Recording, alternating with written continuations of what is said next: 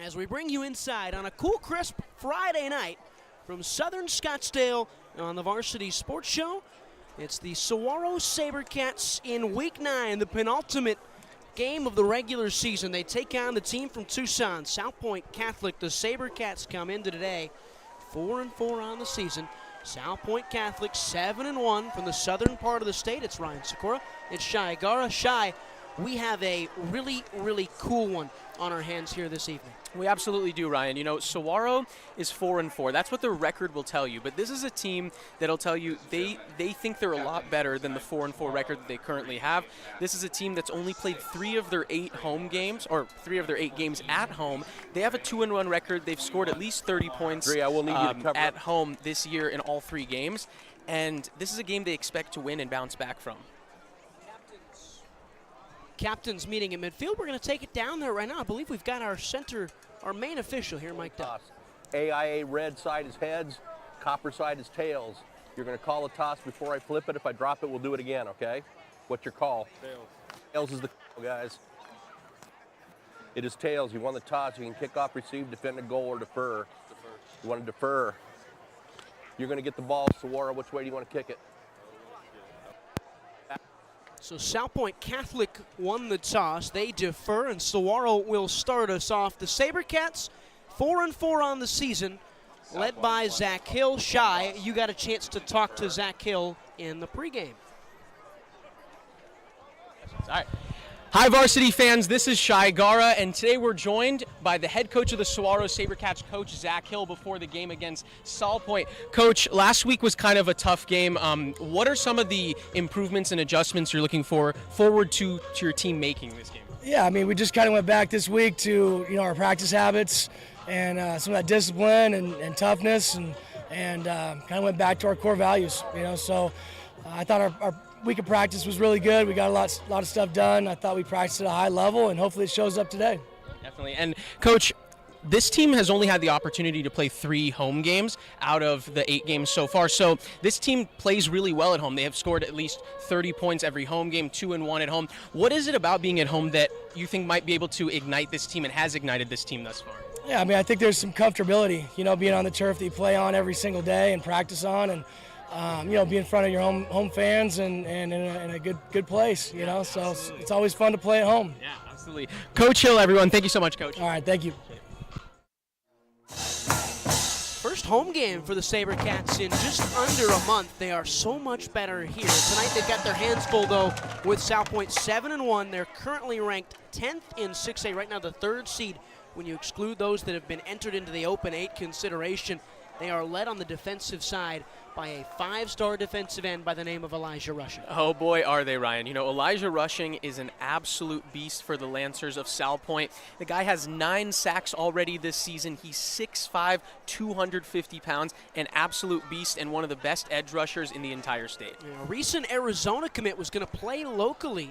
He and his fellow defensive lineman, Keona Wilhite, were both going to be Wildcats. They both decommitted about a month ago. They're looking for other options elsewhere. As it's the Lancers in the white tops with the gold bottoms, the red helmets, a very USC-esque type of look. Sabercats in black with white auxiliaries. It's a big top 4 clash in 6A as we play football on a Friday night. The band rolls on. And it is taken up by Kyron Jones with room for Saguaro. He gets out past the 20 and is wrapped down to the floor by the Salpointe gunner Isaac Moyle. And this is where Mason Bray and this offense, fresh off a 31-3 loss to Liberty, will get going here tonight. Yeah, this is a huge game for Saguaro to bounce back in front of their home crowd, and this is a place they play very well at. They've scored at least 30 points, like I said, in all 3 home games. So let's see how this offense starts the game and tries to set the tone for a potential bounce-back game. There's a flag down on the field.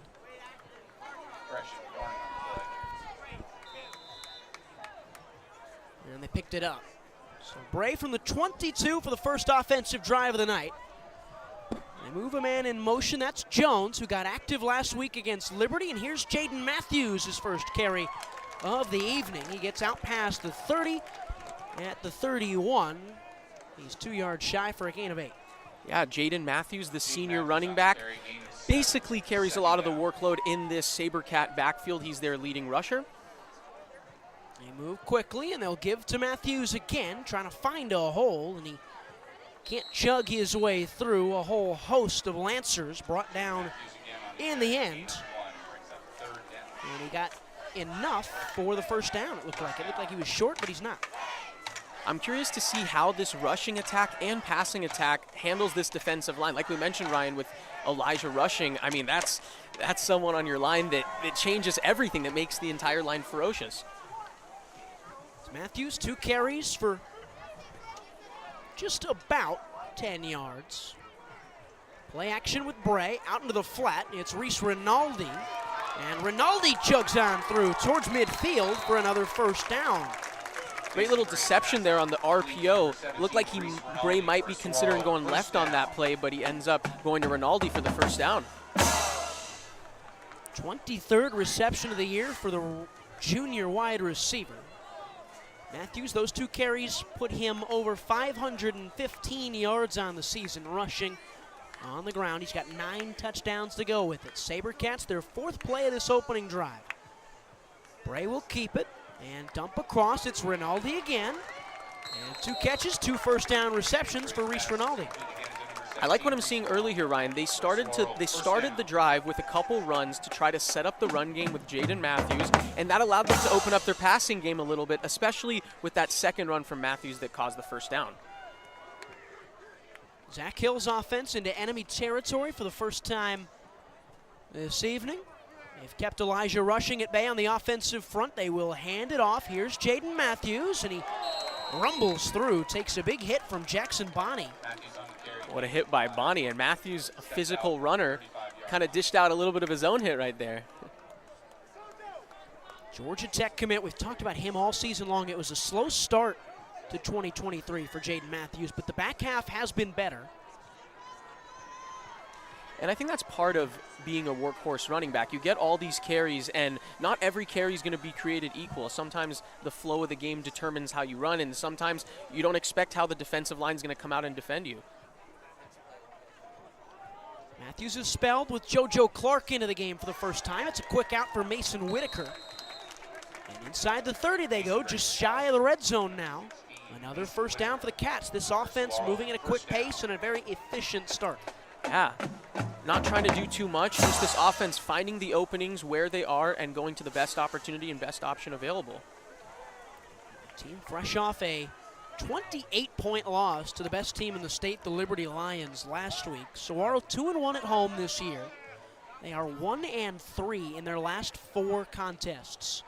1-0 at home, though, in those last 4. A handoff to Matthews, who's back into the game, and up the left side he goes, runs right into rushing. And he's pushed out of bounds for a gain of maybe a half yard. Matthews on the carry, gain of 1, brings up second down. Elijah rushing, the star defensive end for Salpointe Catholic, is on his way to the Power 5 level to play for one of the premier programs in the country. He's lined up right at the bottom of the line of scrimmage, just off your screen. It's play action. Bray will step up and scramble free. Mason Bray stepping out of bounds. Inside the red zone go the Sabercats. Their first third down up and coming. And don't underestimate the rushing upside from the QB Mason Bray. He averages over 28 yards per rush.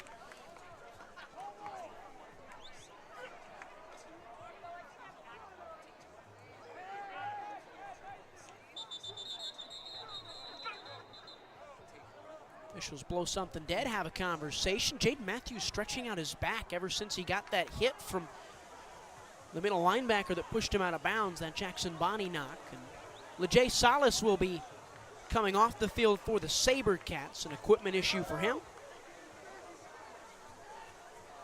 Quickly up off the sidelines was Michael Toda. Third down and 5 to go with 9 minutes left to play in this first quarter. Bray with time. Now they bring. It's a screen pass and caught. Mason Whitaker. Open room, a race for the pylon. and he is a yard or two shy. And they'll mark him at the 2-yard line, but a perfect third down play. It looks like they're going to call it holding on the offense there. We have a flag down. Down to the 1-yard line. Flag on the play. Holding. Offense, number 75. 10-yard penalty. Third. Ref Mike was a little loud there, I guess. But holding is on the offense. Shy, you got it right. You recover? Yeah, that was, it looked like the line, a little bit of an extra hold. It took a little extra second or two to set up that screen pass, and maybe a little bit of confusion at the line there caused the holding. So after converting on 3rd and 4, they go 10 back at the 30. Bray on a passing down. We'll check it off again. It's the same play for Rinaldi. A big hit on a block from Matthews. It's actually Whitaker, so they did run the exact same play, and Mason Whitaker brought down at the 25. Yeah, I mean, you don't see that a lot, Ryan. That was basically the identical play as the previous one, and the Lancers were all over that. 4th and 9, kicking unit will come out. Salpointe's defense holds. This is Bo Hampton.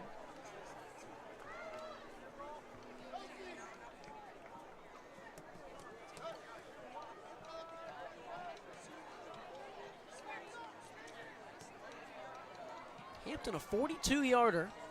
Snap is good, the hold is better, and the kick is a long one that is wide right. Good procedurals from Peyton Clemens and James Hall, but Bo Hampton can't put it through the wickets, and we are still scoreless after the opening drive, 7:59 to go.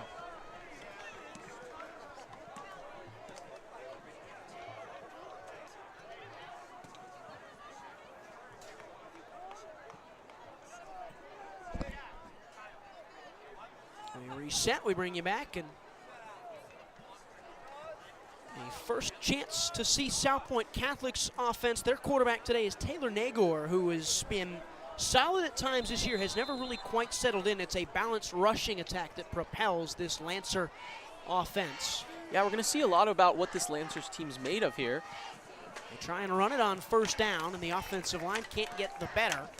They go nowhere. They run 2 running backs for the primary part. Salpointe Catholic, you will see a ton, rather, on the ground tonight with Jalen Willis-Denard and Jackson Bonney. Willis-Denard with the bulk of the carries, 86 on the year after he was stuffed on that last one. They give it to him again. He can't find a hole immediately and chugs his way along. He gets a pair on 2nd and 10. He's got 462 yards on the season. Bonney, a bit more of a heavy hitter with 531.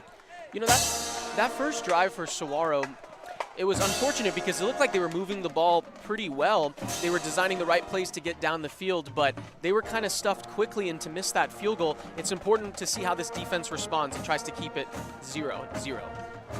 3rd and a long way to go. They got to get to the 30.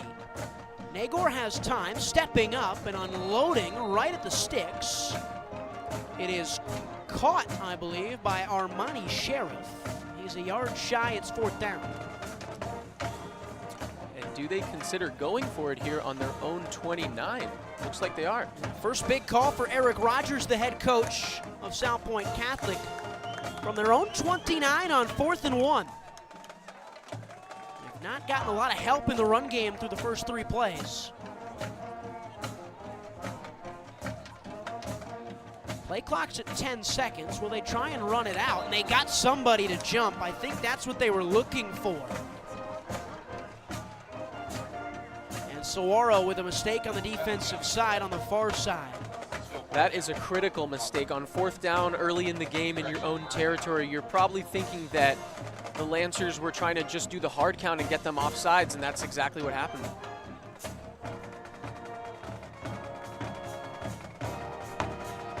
There's Dominic Caught, who jumped early. New set of downs. They handed off the first carry for Bonney. And he's pushing the pile up beyond the 40 down to the 41, a gain of 6. And expect a lot of rushing from not only the running backs on the Lancers, but Salpointe loves to utilize the quarterback run. Nagor averages over 40 yards 40 yards per game from the quarterback position. So expect a lot of rushing tonight.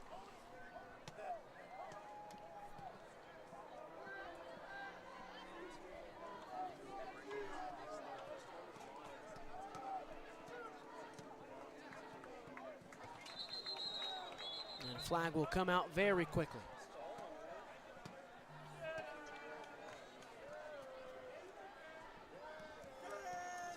Penalty on the play. False start on Salpointe. There you go, Salpointe on a false start. Still second down. Still working through the ref mic difficulties here.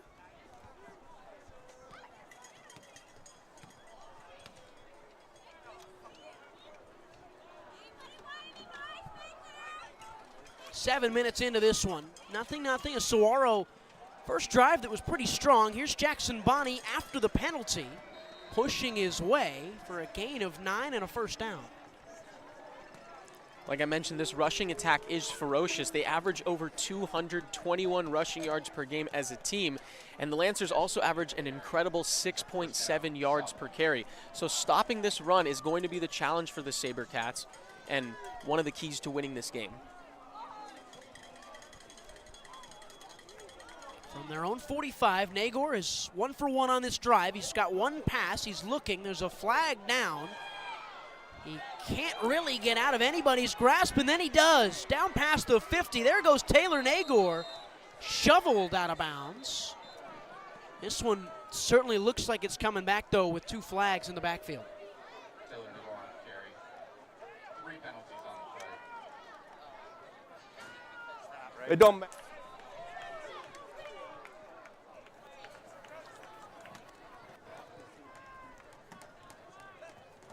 There are 2 fouls, both by the offense. Holding. Offense number 65, that penalty is declined. Personal foul, blindside block. Offense number 30. That penalty will be enforced 15 yards from the previous spot. Replay first down. Yeah, so we get a blindside block on the 2 penalties. They call it on the Salpointe running back Richard Rivera, and they'll go way backwards. Yeah, so much happening on that play. We had a lot of flags, and ultimately it is brought back for the Salpointe offense. We are seeing a domination up front, though, from this Lancers offensive front unit. They will hand it off and go play action. It's a throw upstairs and in and out of the hands of Morgan Query. The lanky wide receiver on the outside couldn't hang on as he was knocked by Omar Lazcano. Yeah, Lazcano met him at the top there and was able to break up the pass at the perfect moment. Lazcano started the season as a safety, has moved towards the outside for the Sabercat defense, led by Andrew Hurley. It's allowed Zeth Theus and Avante Molina to take over in the deeper roles. They'll throw Fred Parsons out there too. This is a running play around the outside, and they get out beyond the 35 for a gain of 6. It's 2nd down and 25, going to 3rd down and 19. And Rivera likes to kind of mix in with that backfield work alongside Bonney, which makes the rushing attack even more difficult when you have 2 change of pace running backs like that.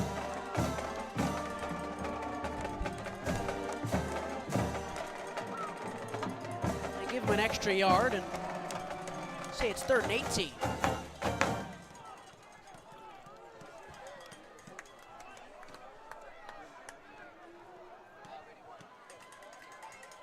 Nagor on a throwing down, 18 yards to the sticks, feeling pressure, evading away, and he gets thumped at the 42, maybe the 43, so they will give him 5. And on 4th and 13, the special teams unit will come on out towards the field. What a big-time hit there. Good defensive stop from the Sabercats.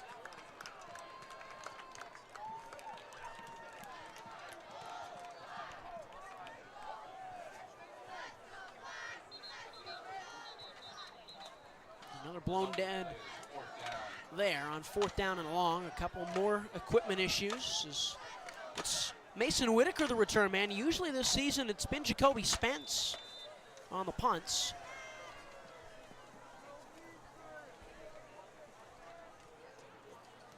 Plenty of time to lift one away. And Whitaker will keep it, play it. It was a well-kicked one from Rowan Sparks as Whitaker's brought down at around the 30-yard line. Drive number 2 for Mason Bray. They did a great job in terms of the tempo, in terms of the play calling. Couldn't capitalize with points, though.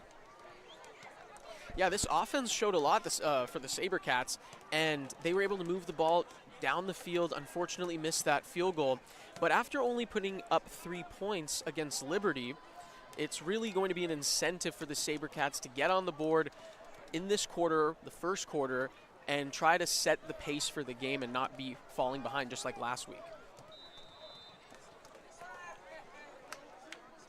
Matthews, the running back, he had a good opening drive. Play action, Rinaldi, second catch of the day for Reese Rinaldi, puts on the Jets and is brought down out of bounds, a yard short at the 39. We've seen a lot of lateral passes so far, Ryan, and good blocking, of course. They seem to be confident in kind of that screen pass, lateral, flat passing game. Now, they like to use their speed, so that's been kind of the case all season long. And we've definitely seen that. We've seen that from Whitaker. We've seen it from Rinaldi. We've seen a good kind of speed display already so far. Kyron Jones has a reception as well. Bray taking a shot downfield. That's Whitaker wide open. And he overthrew him by a couple of yards, but he was free. Yes, he was. Ryan Whitaker was free, just slightly overthrown, one that Mason Bray definitely would like to have back.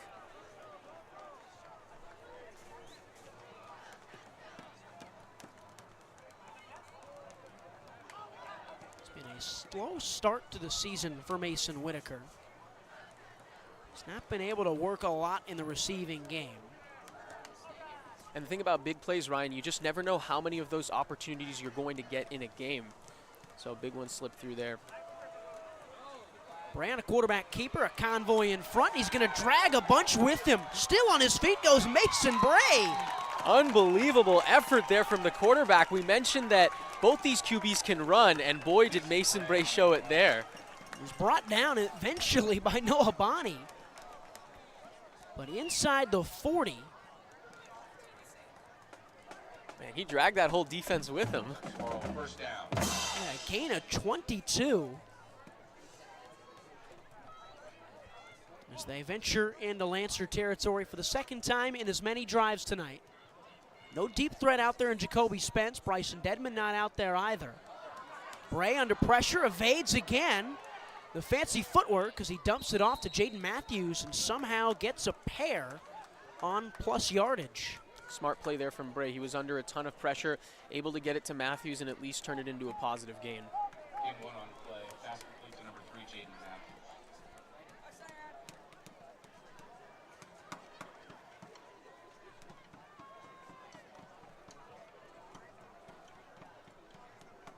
You know, Ryan, this is going to be a big drive to see if the Sabercats can respond and try to get into the end zone this time.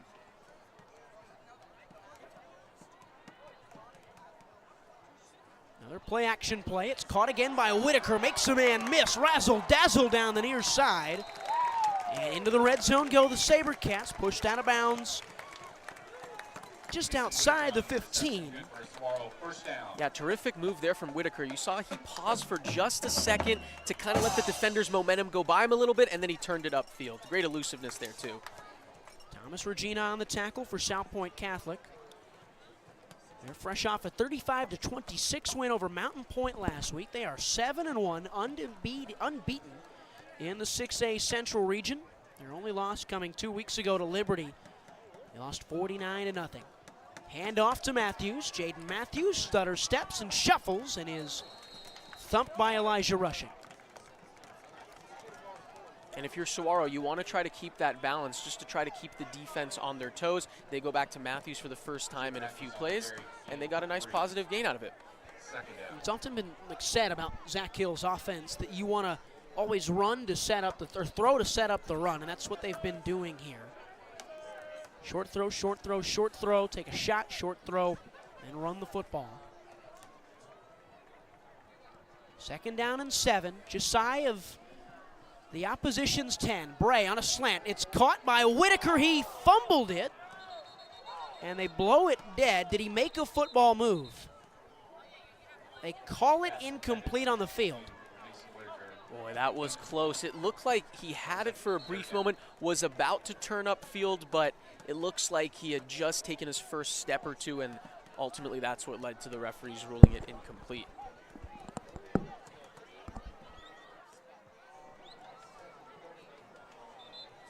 Whitaker will take a step off.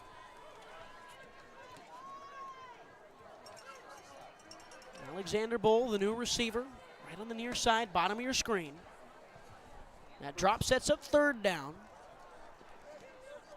Cats get the play call. It's settled down nicely here.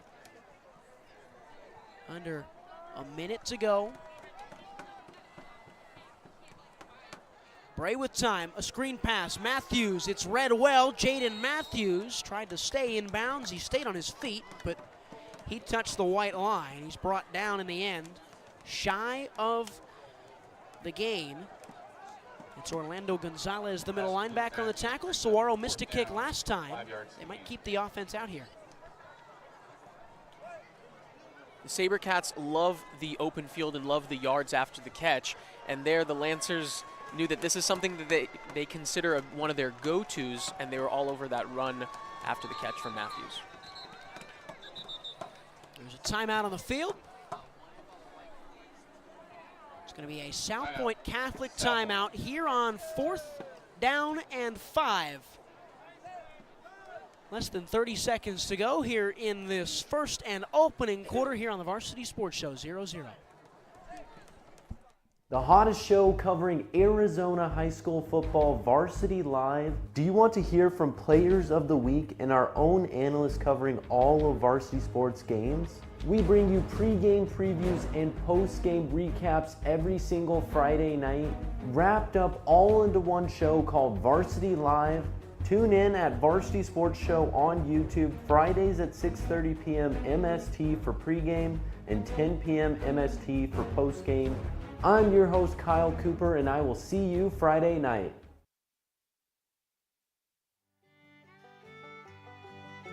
Hey folks, J.R. Lambright here, special field correspondent for the Varsity Sports Show. Join me every Saturday from 8 to 10 a.m. Pacific for JR's Texas Tales, where I share stories of Texans who triumphed over adversity and gave back to their local communities. Tune in for a bit of gritty edification on KDUS AM 1060, Arizona.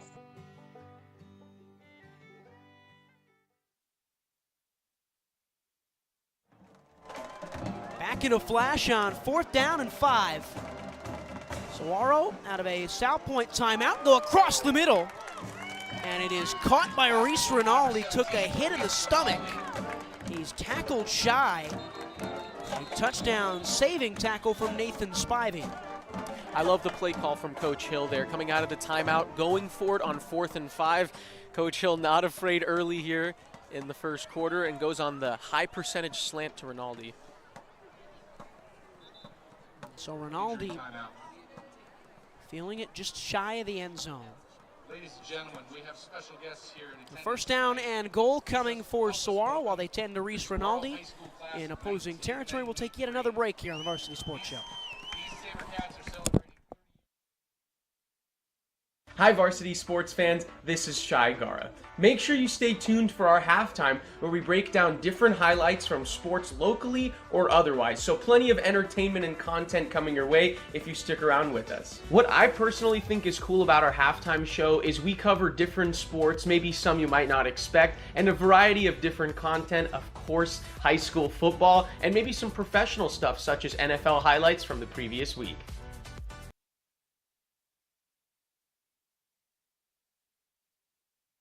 What's inside you? Unlocking the greatness inside you means digging deeper and going further than you can on your own. Banner Sports Medicine High Performance Center uses the latest technologies to train the athlete in all of us. Unlock the greatness inside of you.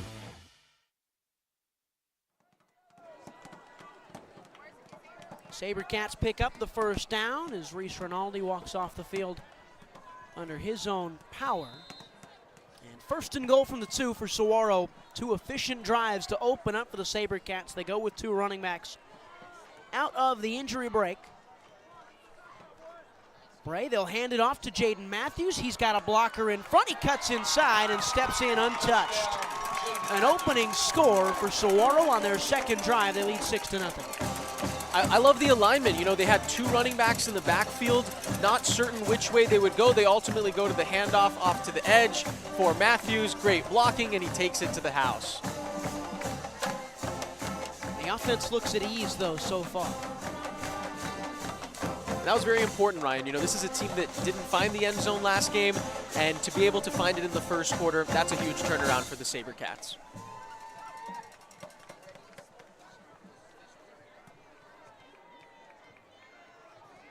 Snap and hold, and this time the kick is good from Bo Hampton.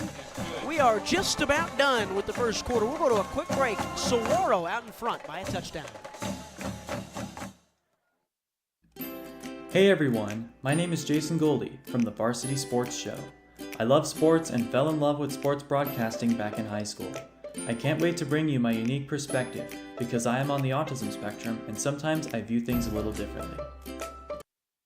Hey guys, Vince here to talk about Angel Dentistry. It's where my wife and I have gone for over 10 years, and we trust them with our routine and extensive dental care because they care. Dr. Amber Angel is an Arizona native, born in the town of Miami, and has been practicing in the Valley over 20 years. For general to comprehensive dental services, call 602-788-2008. Located off of Cave Creek Road just north of the 101 in North Phoenix. Angel Dentistry, proud supporters of our young people and proud partners of the Varsity Sports Show. Bring you back with literally seconds left in this opening stanza on Friday night. Ryan Saguaro, Shai Gara, Saguaro with a touchdown on their second drive. The offense, though, has moved and probably should have more than the single touchdown they have. Really a lot to like from what Zach Hill has thrown at us so far. Absolutely. I love what Coach Hill has done, mixing and matching the different formations, the different play calling. We've seen rushing, passing, short passes, slants. I love the balance and mixing and matching. The squib kick is dove on. And starting just inside the 25 is where Salpointe Catholic will come out for drive number 2. A lot of interesting stuff with their offense, though, as well. Yeah, they wanted to establish the run on their first drive, and Saguaro, they knew what they were going to try to do, and they shut them down early. First down, 25-yard line.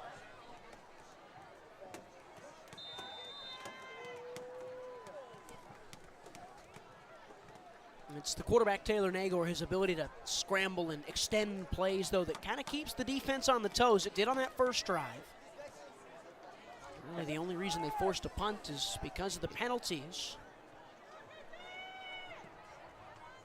5 seconds to go. First quarter, they'll hand it off, and another carry for Jalen Wills-Denard, and that'll bring us to the end of the first. 7-0, a touchdown run for Jaden Matthews has the Sabercats up a score on Friday night on the Varsity Sports Show. My name is Kyle Krikorian, and I'm a sophomore studying journalism at the Walter Cronkite School of Journalism and Mass Communication.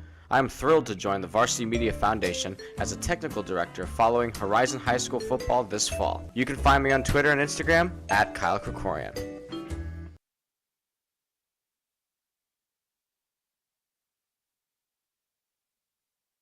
When you think of family restaurants and sports bars, think Bonfire. Bonfire is part of the Tempe landscape, supporting local schools. Join the Bonfire Booster Club Challenge. Mention Corona del Sol, Desert Vista, Marcos de Niza, Mountain Point, or Valley Christian, and that school's sports program will earn loyalty points. The winner after football season will earn a fundraiser at Bonfire. Come for the food and fun, support the community. Bonfire, open every day east of I-10 on Warner. Show your game ticket all day Friday and Saturday and get 15% off. 480-306-6801.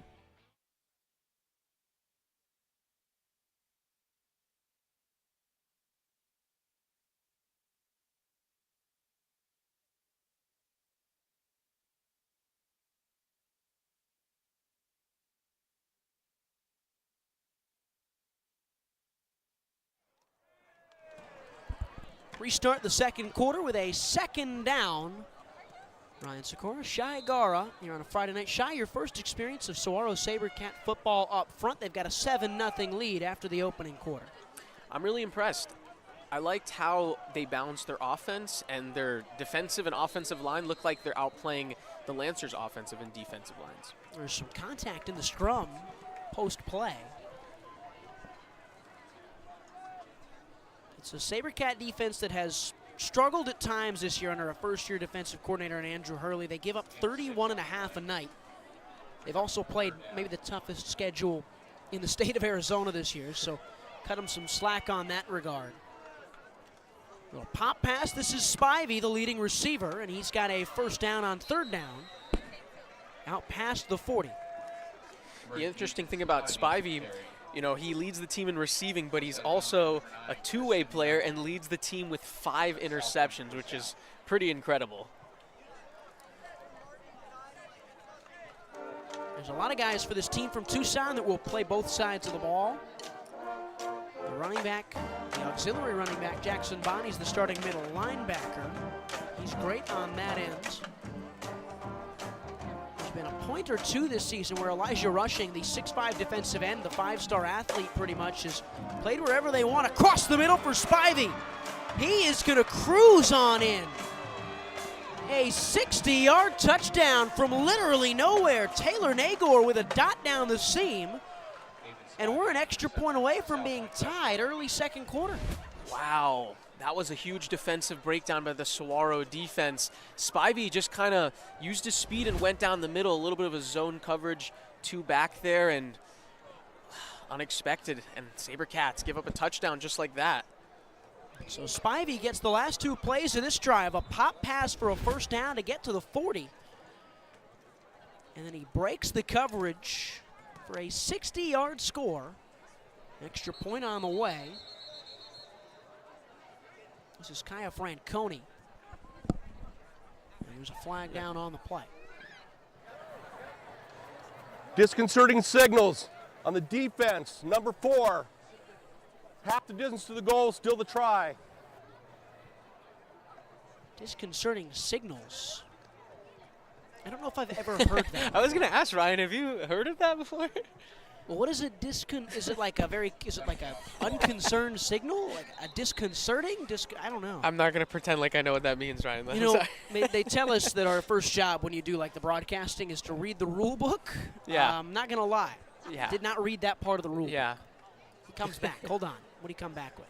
Did he come back with anything? We missed him and we heard a very loud whistle.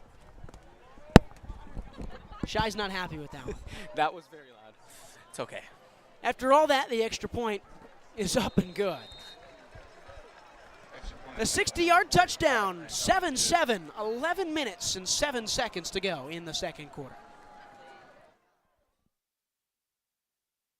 The hottest show covering Arizona high school football, Varsity Live. Do you want to hear from players of the week and our own analyst covering all of varsity sports games? We bring you pre-game previews and post-game recaps every single Friday night, wrapped up all into one show called Varsity Live. Tune in at Varsity Sports Show on YouTube Fridays at 6:30 p.m. MST for pregame and 10 p.m. MST for postgame. I'm your host, Kyle Cooper, and I will see you Friday night.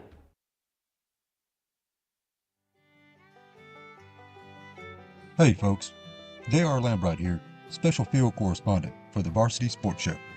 Join me every Saturday from 8 to 10 a.m. Pacific for JR's Texas Tales, where I share stories of Texans who triumphed over adversity and gave back to their local communities. Tune in for a bit of gritty. Disconcerting signals are penalties where the officials believe players on the defense are trying to simulate a snap count or a hand signal on the offense. As that one rolls into the hands of Jacoby Spence, and he's got a chance to return. There's a flag on the play down this near sideline at the Saguaro sideline. So basically they said the Saguaro defense, or the black team on the special team side, was trying to clap or simulate the snap count to force a jump from Salpointe Catholic. So I guess that kind of makes sense. I've just heard that is called, you know, like unsportsmanlike. Yeah, I didn't know it would be considered its own category, but maybe we can equate it to, for you baseball fans out there, maybe when a defensive player is trying to catch a fly ball, if the offensive player on the base paths tried to yell something to maybe say, like, I got it, to try to interrupt the fielding player, maybe something like that. And we've all done it. Yeah. Every single person, I don't care what they teach you in sportsmanship as a youth athlete, everybody has tried to yell to make somebody make a mistake. 11 minutes to go, 1st and 10. The flag was on the Sabercats. They are at their own 10-yard line. Mason Bray, his 3rd drive of the night. Both have been good. Definitely 2 terrific drives, and let's see what the 3rd one has to offer. Not a good start. He's blown up in the backfield. Wow, that was quick. Nowhere to go for Bray as Joseph Bernier, Orlando Gonzalez, and Keona Wilhite all converged on him.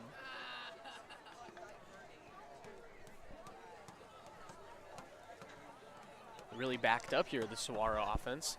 And the uncomfort or the discomfort of your own end zone staring them down. Inside their own 5 for 2nd down and 16. No running back for Bray. Good pressure, quick out, caught by Rinaldi. They get a little bit of breathing room. It's 3rd down, still behind the initial marker. They are at the 8-yard line, it looks like, and 3rd down and 12. You know, Ryan, I've always liked going empty backfield when you're backed up into your own end zone, because a lot of teams, they like to run the ball to try to get out of it, but I've always thought a quick slant, quick out route gives you a better chance of staying out of the end zone. Got to get 13, maybe 12 yards. Stepping away is Bray, feeling pressure, throwing, and it's into the hands of a Salpointe coach. And the Lancers, good pressure on the outside. It's Wilhite again, who's having a great night so far, and Bonnie there too to pressure it away. And Saguaro's going to have to punt from inside their own painted area. Yeah, very quickly, Ryan, we see a little bit of a momentum shift. We saw a quick touchdown, 60 yards on that defensive breakdown from the Sabercats, and then the Sabercats offense follows by going 3 and out. And we can expect Salpointe to have some pretty good field position after this punt.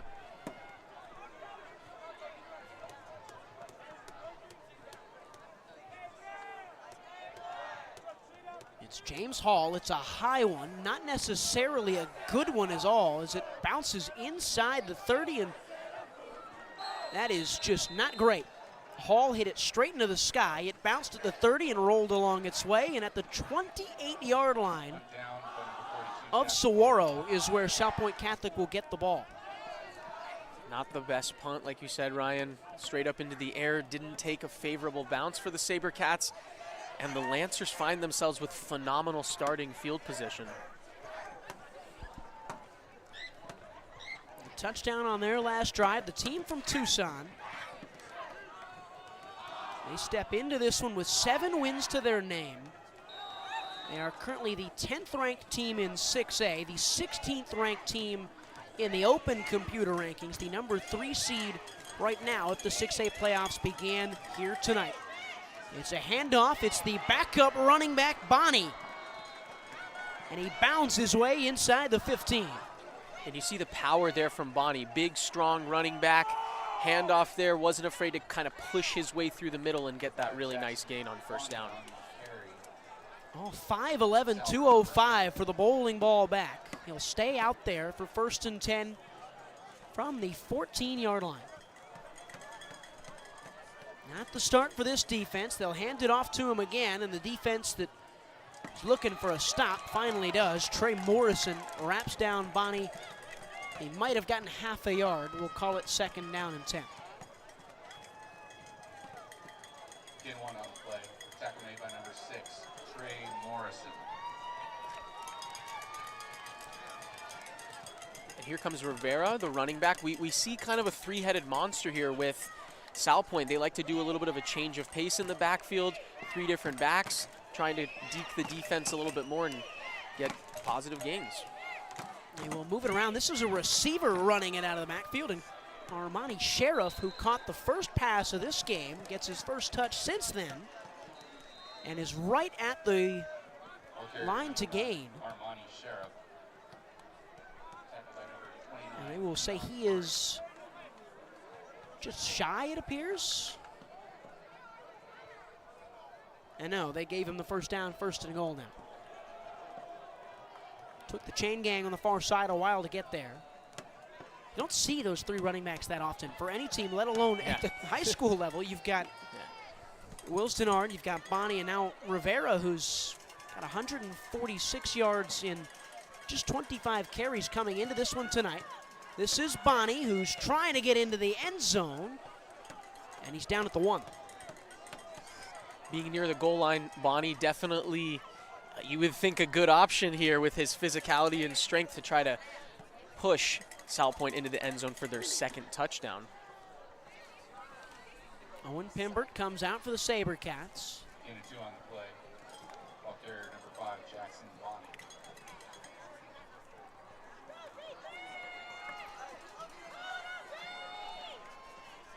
A handoff, and Bonnie broke a tackle, skipping towards the goal line, and he can't get there, gets a yard. That was a great job by Saguaro to stack up a little bit for expecting the run. I mean, this is a run-first team in a spot that we see a lot of runs, only 2 yards from the end zone. A little bit of a sellout by the defense, but a smart call from Coach Hill. They get up to the line quickly. Saguaro trying to win the push right at the plane, and they didn't. A touchdown. Taylor Nagor, a QB sneak on the inside, and the lead for Salpointe Catholic. Touchdown by number 10, Taylor Nagor. Boy, did this game change quickly. Just like that, the Lancers take a touchdown lead. And can we call that the brotherly shove, or are we still going to call it a QB sneak maybe, Ryan? What can we? I think either one suffices there. It is very, Philadelphia Eagles. Yes. We saw a lot of pushing at the line there.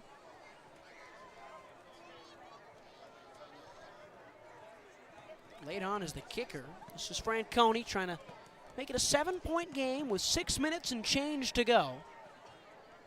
Snap, hold, good. Kick is true. It's a 14-7 lead. Yeah, Salpointe Catholic, they're the higher seed right now, but I don't know if a lot of people saw this one coming. Just about halfway through the 2nd quarter. The hottest show covering Arizona high school football, Varsity Live. Do you want to hear from players of the week and our own analysts covering all of varsity sports games? We bring you pre-game previews and post-game recaps every single Friday night, wrapped up all into one show called Varsity Live. Tune in at Varsity Sports Show on YouTube Fridays at 6:30 p.m. MST for pregame and 10 p.m. MST for postgame.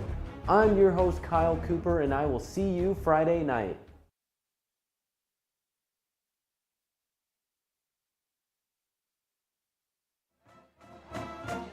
A touchdown lead for the number 3 team in 6A when you take out the 7 that are currently in the Open 8 picture. This is a potential postseason preview for both teams. And Saguaro, a strong start. Have withered away here a little bit. Still plenty of time as Jacoby Spence, the return man, gets it out near the 25, and he's brought down at that yard line. 4th drive now for Mason Bray. It hasn't been as good in this 2nd quarter. They were not very good with their backs against their end zone the last time out. And I think one of the stories of this game so far, Ryan, is the missed opportunities for the Sabercats. They had Whitaker on a deep ball. Mason Bray just overthrew him a little bit, and we had that missed field goal. So the Sabercats, they haven't had too much trouble moving the ball, but being able to convert and get points out of the drives has been a little bit of a struggle. They're 1 for 3 in terms of scoring on their drives.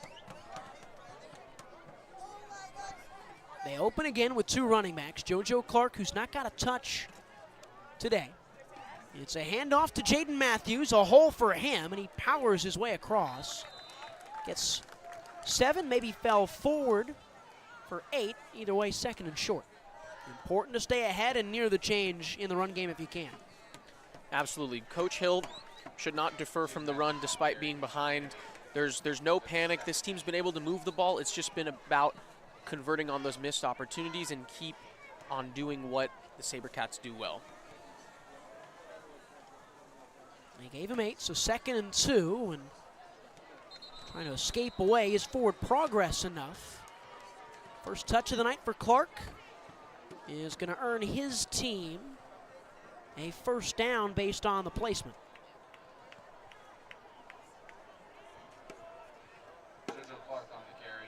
I like incorporating Clark into the run game a little bit, kind of a little bit what Salpointe does. They incorporate different running backs, and obviously each one's going to be a little bit different, change of pace, and that can confuse a defense.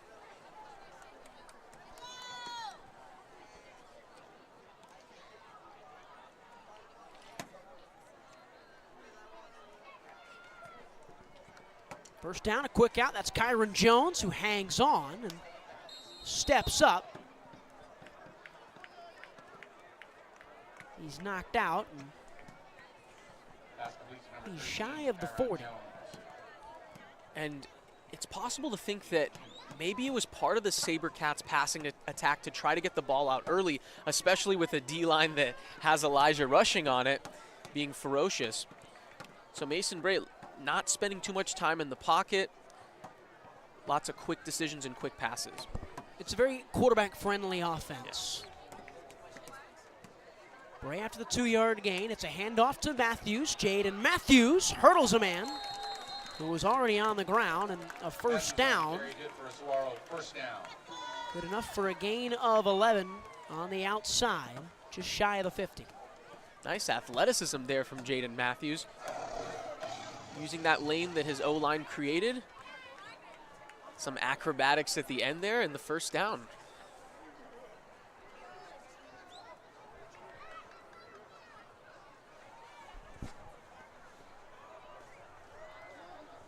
This offensive game plan has worked well so far, despite the low scoring number next to their name. They've taken Elijah rushing out of this. Time for Bray, downfield, a look out wide. It's in the hands of the defender. And it's going the other way. Intercepted by Caden Steptoe. Wow, another overthrown ball from Mason Bray. It was a little bit of some hand fighting going on from the corner and the receiver, and ultimately at the very end, the offense had to play some defense there, and an overthrown ball leads to an interception. Trying to squeeze one to the far sideline. That's a long throw. And Steptoe picks it up, bobbled it, but held on the way down. His first interception of the season. And this offense all of a sudden has a chance to take a 2-possession lead if they can score with 4 minutes to go in this opening half. And we've seen multiple times now Whitaker kind of being the deep threat for Mason Bray. We saw him overthrow Bray on an open deep ball earlier. That time in man coverage, he kind of had to, it's one of those situations where you want to almost underthrow the ball than overthrow it, because even if you underthrow it too much, of course, you can expect an incomplete pass. Quick out, caught, and actually dropped. Looked like an easy pitch and catch on the outside for the tight end, Cade Paglinawan. Paglinawan could not hang on.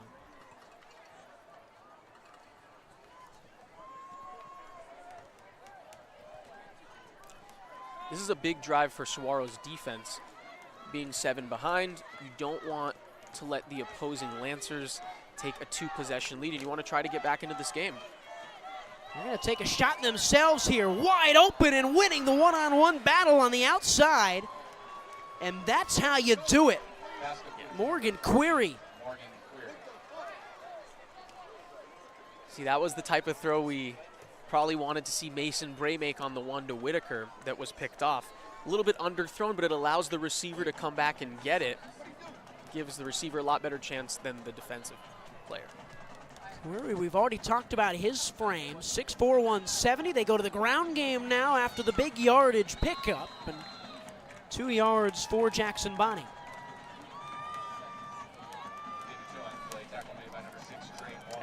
And with Bonnie's strength, multiple defenders needed to bring him down.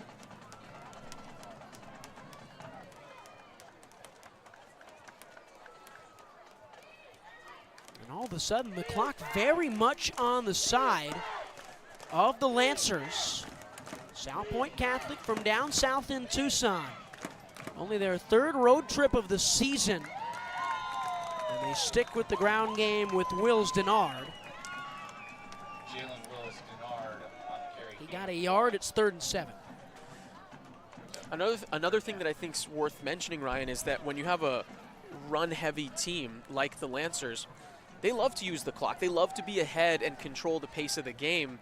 And with how the last couple drives have gone, now that the Lancers are ahead, you see that they're kind of settling into the pace they want to play and are taking their time off the clock. Big 3rd down for Saguaro. Defense hasn't done much tonight. Nagor stepping, scrambling, a whole lot of grass for Taylor Nagor. Nobody's down his side. And it's a 2-score lead for Salpointe Catholic. Wow, so much daylight for Nagor to run. It looked like a blitz, looked like they were trying to get to him quickly in the pocket, and he knew what was coming, anticipated, escape to the left, and just so much daylight, so much room to run, and he took it all the way to the house. A 47-yard run for the senior quarterback. And they score in under 3 minutes. Extra point is good. It's a 14-point game. Salpointe Catholic are stunning Saguaro here on Friday night on the Varsity Sports Show. It's 21-7 in favor of the Lancers.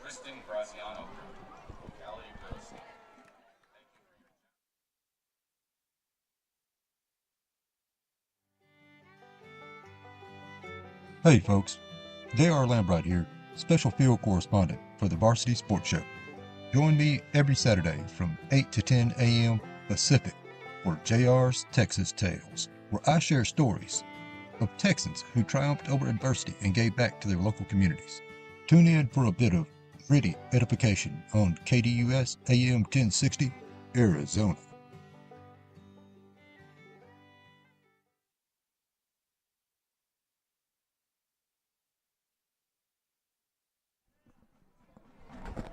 Look across the Sabercats sideline. Their team down by 14.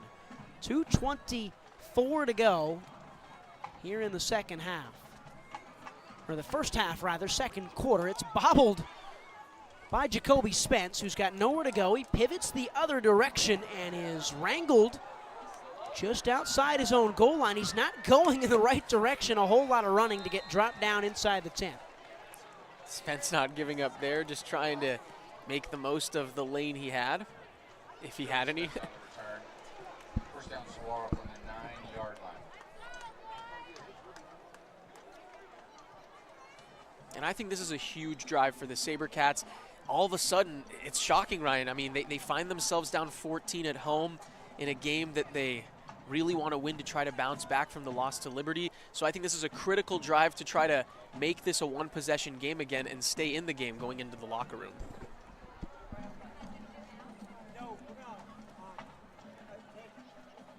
It's the Sabercats who lost the toss and therefore had to receive to open this game. So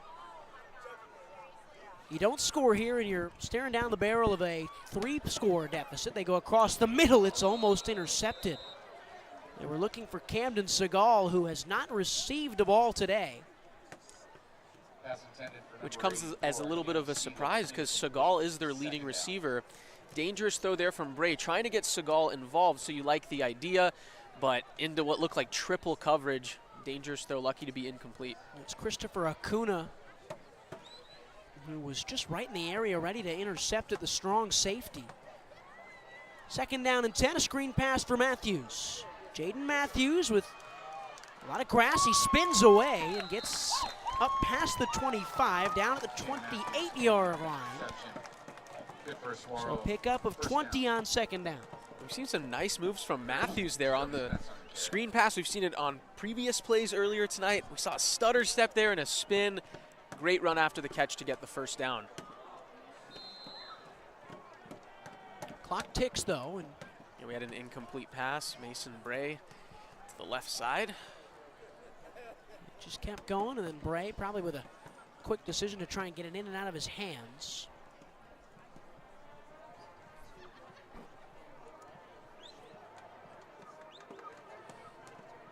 Saro looking for the right play call. It's disappointing season at this point. Stepping up is Bray, unloading a strong arm throw, wide open. Jaden Matthews, the running back on the wheel route, steps out of bounds inside the 30. Great improv there from Bray. He saw Matthews on the wheel route going down the left sideline. Didn't look like he had any of his receivers, but he looks and scans the entire field and finds his running back wide open down the left sideline. They actually say, and it looked like this was more likely, that he's 3 yards shy of the 30-yard line. Near side official had him marked at the 29. They go with the 33 for 1st and 10. Minute 40 to play in this opening half. Bray feeling pressure, stepping into it, unloading, looking. Whitaker, Mason Whitaker. A heck of a grab down the seam, and it is a touchdown for Saguaro. What a dime from Mason Bray. Finally finding Whitaker for a deep pass. There's a flag down on the numbers on the far side. So as it stands, a 33-yard touchdown for Mason Whitaker. I think they picked it up. Yeah, looks like they're picking up. Looks like the touchdown counts. There's a hold, okay? The touchdown's going to stand. Touchdown's going to stand. You don't have to decline this. You can accept the penalty and take it on the, it's a hold. You can either take it on prior to the kickoff, okay?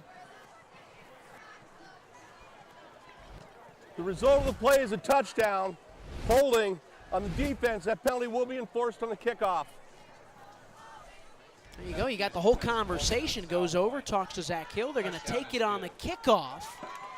A 33-yard touchdown throw for Mason Bray. He finds his 5th best wide receiver in terms of the numbers this year. And it's been a great game so far, though, for Mason Whitaker. You know, what I like about that drive and that play, Ryan, is they went back to where they think they could have the most success. Or they went back to Whitaker despite the couple deep balls that were a little overthrown. They kind of went with a similar go route as the overthrown ball on a couple drives ago from Mason Bray.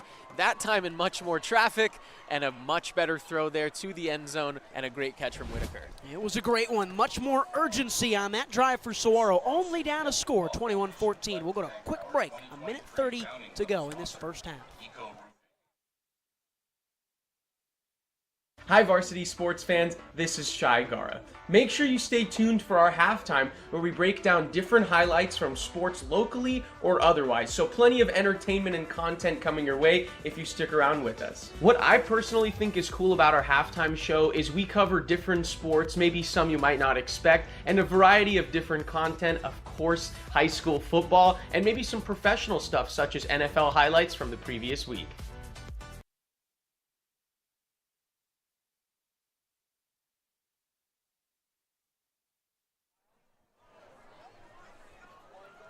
Minute 34 to go in this first half. Ryan Sikora, Shai Gara, the talented production team of Sammy Rivera and Shea Garrett, Rory Howarth, and Keenan Vaughn, and the rest of the team here tonight. A 21-14 lead. It looks a lot better now than it did 2 minutes ago. Saguaro looked like they could have been in a big hole. It definitely does look a lot better. Finding the end zone for the second time and bringing it back to 7, especially with only a minute and a half to go until half number 2. Bohampton kicks it through the end zone.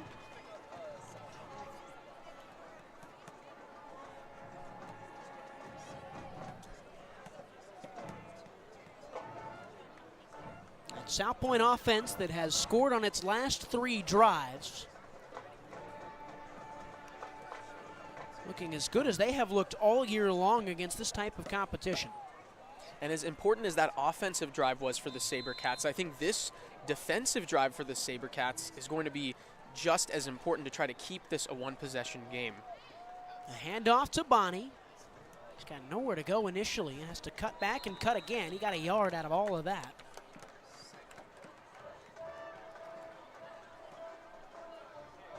There's just a huge difference overall between a game being a 2-possession, let's say 14-point game versus 7, because once you start to fall behind multiple possessions, maybe you start to go away from your playbook and your game plan.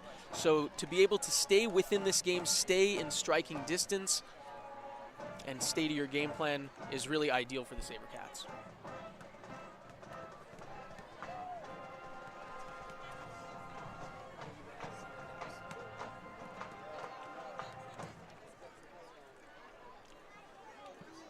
Another handoff.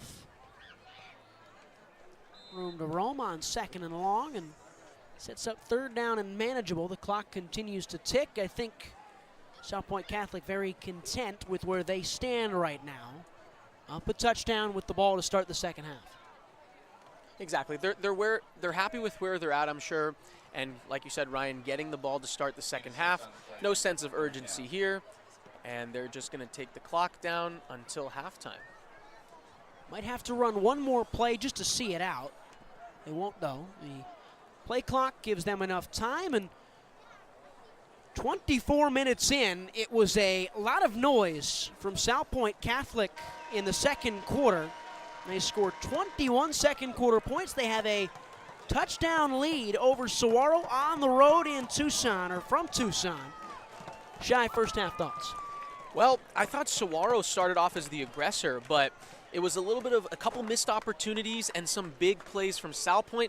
It's been a surprising effort from the Lancers. They've been terrific. Saguaro's right in it, though, so we can expect them to have a really good shot to win this game in the second half. Sabercats will kick off to start half number 2. We'll go to quick break and stick around for a halftime message.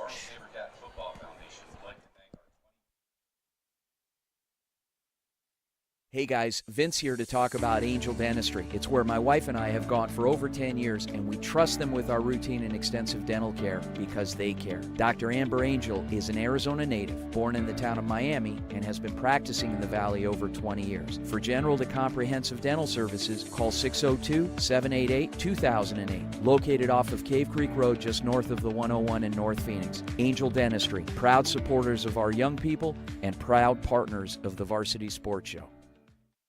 What's inside you?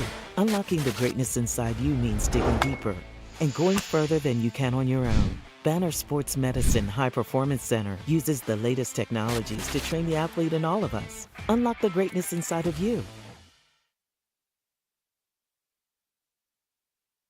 Hello everyone, this is Kyle Cooper with Varsity Sports, and I'm back with another halftime segment. To start off Week 8 of NFL games, the Tampa Bay Buccaneers are at the Buffalo Bills. This game is on Thursday night. Buffalo's coming off an embarrassing loss to the Patriots. The Bills won one of last 2 games while the Bucs lost their last 2 games. Buccaneers are struggling to put up points, and the Bills are at home in this one. They need to make a statement win after that loss to the Patriots. The Bills will win this one 30-17. Next, we have the New York Jets at the New York Giants, the Battle of New York. The Giants are coming off a win against the Commanders. Great defensive game in that one for them. The Jets defense will take advantage of a Giants team, though, that only averages 11.2 points on offense in their last 5 games. The Chiefs are the only team to score more than 21 points on the Jets defense. Jets are coming off a bye week, so they will be rested and healthy for this one. They're also on a 2-game win streak and have won the last 2 meetings between these 2 teams. Jets will win this one 28-14. The Jacksonville Jaguars are at the Pittsburgh Steelers. The Jaguars are playing extremely well and are the favorite here on the road. The Steelers are 2-1 at home, but they have not found their running game. The Jaguars are 2-0 on the road this season and will squeeze by with a win in a close one.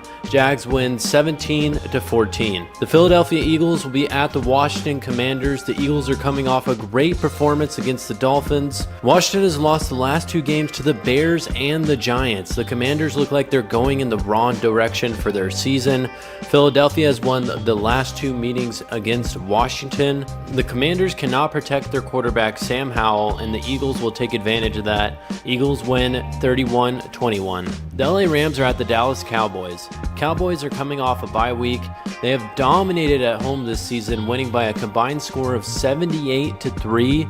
Stafford has cooled off for the Rams and thrown just 3 TDs in their last few games, and Dallas's defense will get to Matthew Stafford in this one. Cowboys will win a close one 24-22. The Minnesota Vikings will be at the Green Bay Packers. The Packers have lost their last 3 games. Green Bay has scored just 6 points in the first half of their last 4 games, and Minnesota is coming off a great win against the 49ers, and they have won their last 2 road games. Minnesota turning it around.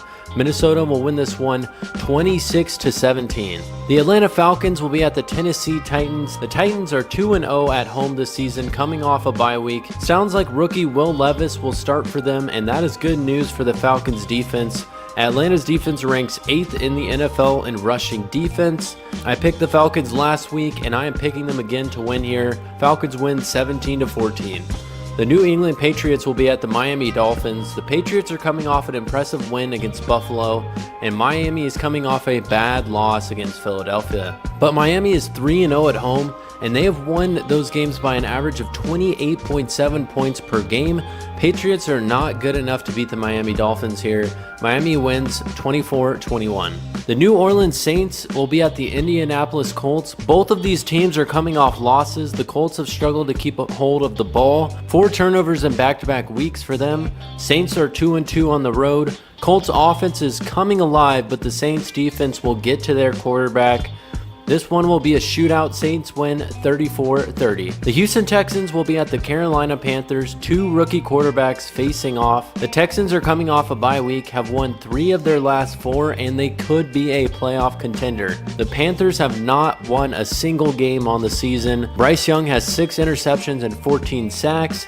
Could be a few turnovers here in this game for each team, but I think Houston will commit less. Texans win 26-16. The Cleveland Browns will be at the Seattle Seahawks. Seattle has won their last 2 home games, riding off great momentum. PJ Walker will be starting for the Browns and hasn't performed well. Browns defense is still good enough to keep them in games with Myles Garrett, but the Seahawks will win a close one at home, 23-16. The Cincinnati Bengals will be at the San Francisco 49ers. The 49ers, believe it or not, have lost 2 straight games, and they could be without their quarterback Brock Purdy. Cincinnati is coming off a bye week, and the 49ers are coming off a short week. If the Bengals can get their ground game going to free up their receivers, they will have a shot at winning this game. I still think the 49ers are a Super Bowl contender even without Purdy and Deebo Samuel on the team. 49ers will win a close one, 20-17. Kansas City Chiefs will be at the Denver Broncos. The Chiefs won their last matchup 2 weeks ago, 19-8. Kansas City defense is legit, and they are proving themselves this season. They limited the Broncos to 197 total yards in their last game. The Broncos are looking better, but not good enough to beat the Chiefs. Kansas City wins 28-18. The Baltimore Ravens will be at the Arizona Cardinals. The Ravens are moving on from their best win of the season against the Lions. The receivers are catching passes, and the run game is showing up for the Ravens. The defense is also showing up and has allowed only 17 points or less in their last 4 games. Arizona has lost 4 straight and have failed to score more than 20 points in those games. Ravens will win 33-17. The Chicago Bears will be at the San Diego Chargers. Without star quarterback Justin Fields, the Bears took down the Raiders last week, and the backup quarterback Tyson Bagent had himself a game in that one. And the Chargers need to win this game to keep their playoff hopes alive after losing 2 straight games.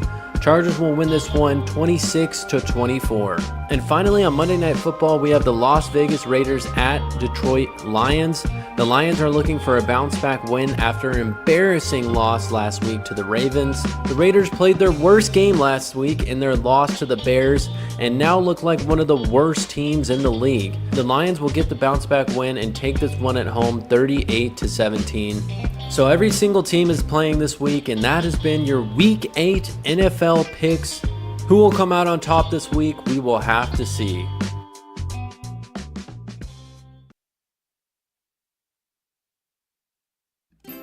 Hey everyone, my name is Jason Goldie from the Varsity Sports Show. I love sports and fell in love with sports broadcasting back in high school. I can't wait to bring you my unique perspective because I am on the autism spectrum and sometimes I view things a little differently.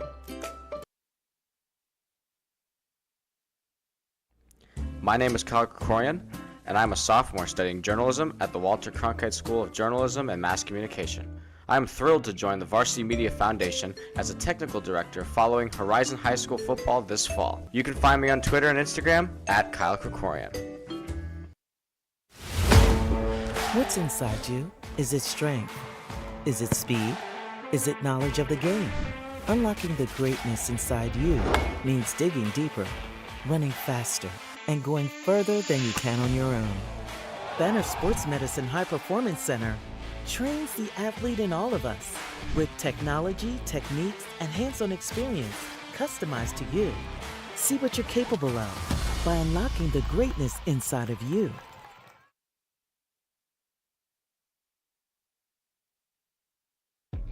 Game 7 of the NLCS between the Diamondbacks and Phillies. We're going to start at the top of the first inning. Diamondbacks already have traffic. They have 2 on with 1 out facing Ranger Suarez, and it's Christian Walker using all his speed to beat out the double play and get the D-backs on the board early. We go to the bottom of the second. Alec Bohm facing the sensational rookie pitcher Brandon Pfaadt. He takes Pfaadt deep and ties the game in the bottom of the second, and it's 1-1. Then we're going to go to the bottom of the fourth, still 1-1. Runner on for the Phillies. Bryson Stott's going to hit one into the gap. That would be a double that allows the Phillies to take the lead. Alec Bohm would come all the way around and score, and the Phillies had a 2-1 lead in the bottom of the fourth. But Brandon Pfaadt, as he's shown all postseason long, showed no sweat. He was able to strike out Castellanos and strike out Johan Rojas to limit the damage to 2 runs and get out of the jam.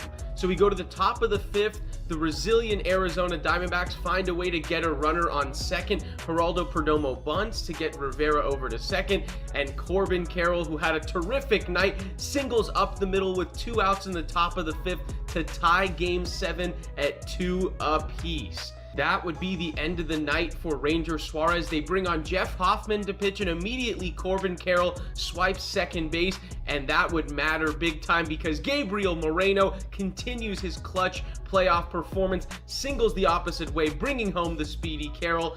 Moreno would get caught up between first and second and ultimately get out, but the D-backs would take the lead once again in the top of the fifth. We go to the bottom of the fifth. Runner on second after a Kyle Schwarber leadoff double. Joe Mantiply on. He forces Trey Turner to ground out and gets Bryce Harper to fly out a long way. Close call there. Bryce Harper always clutch in the playoffs. He gets out of it. Ryan Thompson comes on and finishes the job in the bottom of the fifth and gets Alec Bohm to pop out. We go to the top of the seventh. Geraldo Perdomo on to lead off the inning. Ketel Marte against Jose Alvarado. He's had a phenomenal postseason. This one goes over the head of Nick Castellanos, and it gets Geraldo Perdomo to third. Marte's had an absolutely phenomenal postseason, and now he has an MLB record 16 straight games with a hit in the playoffs to start his postseason career, and that would bring up Carroll once again. He had a phenomenal night, and he's going to add some insurance here. He's going to fly out to Nick Castellanos, but plenty deep enough to bring home Geraldo Perdomo for the sacrifice fly,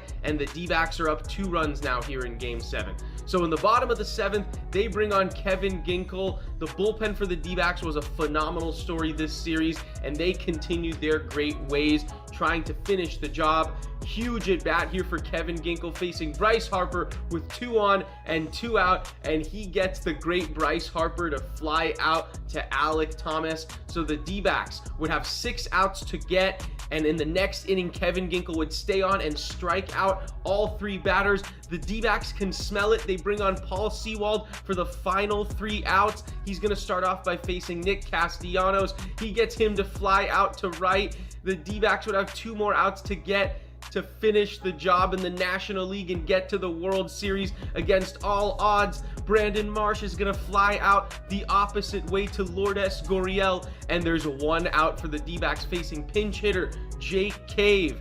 1 out to get for Paul Sewald and the D-backs, and Jake Cave is going to fly to right field. Corbin Carroll is there, and the Arizona Diamondbacks continue this improbable, unbelievable postseason run. After being down 2-0 in the series, they go into Philly and win the final 2 games, win the series in 7, go to their first World Series since 2001, and face the Rangers starting on Friday night. What an incredible run it's been.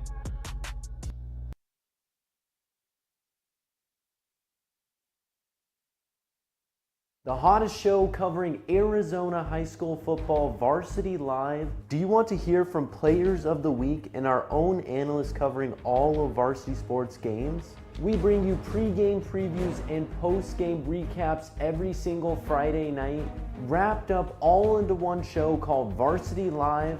Tune in at Varsity Sports Show on YouTube Fridays at 6:30 p.m. MST for pregame and 10 p.m. MST for postgame. I'm your host, Kyle Cooper, and I will see you Friday night.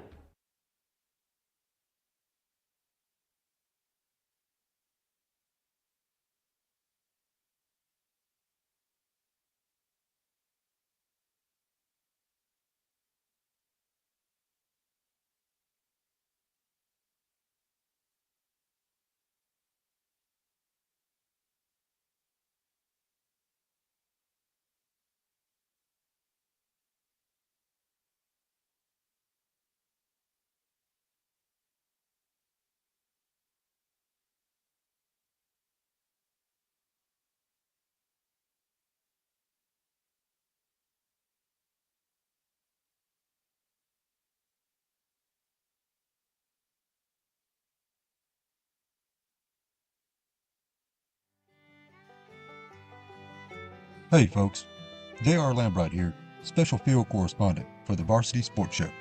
Join me every Saturday from 8 to 10 a.m. Pacific for JR's Texas Tales, where I share stories of Texans who triumphed over adversity and gave back to their local communities. Tune in for a bit of gritty edification on KDUS AM 1060, Arizona.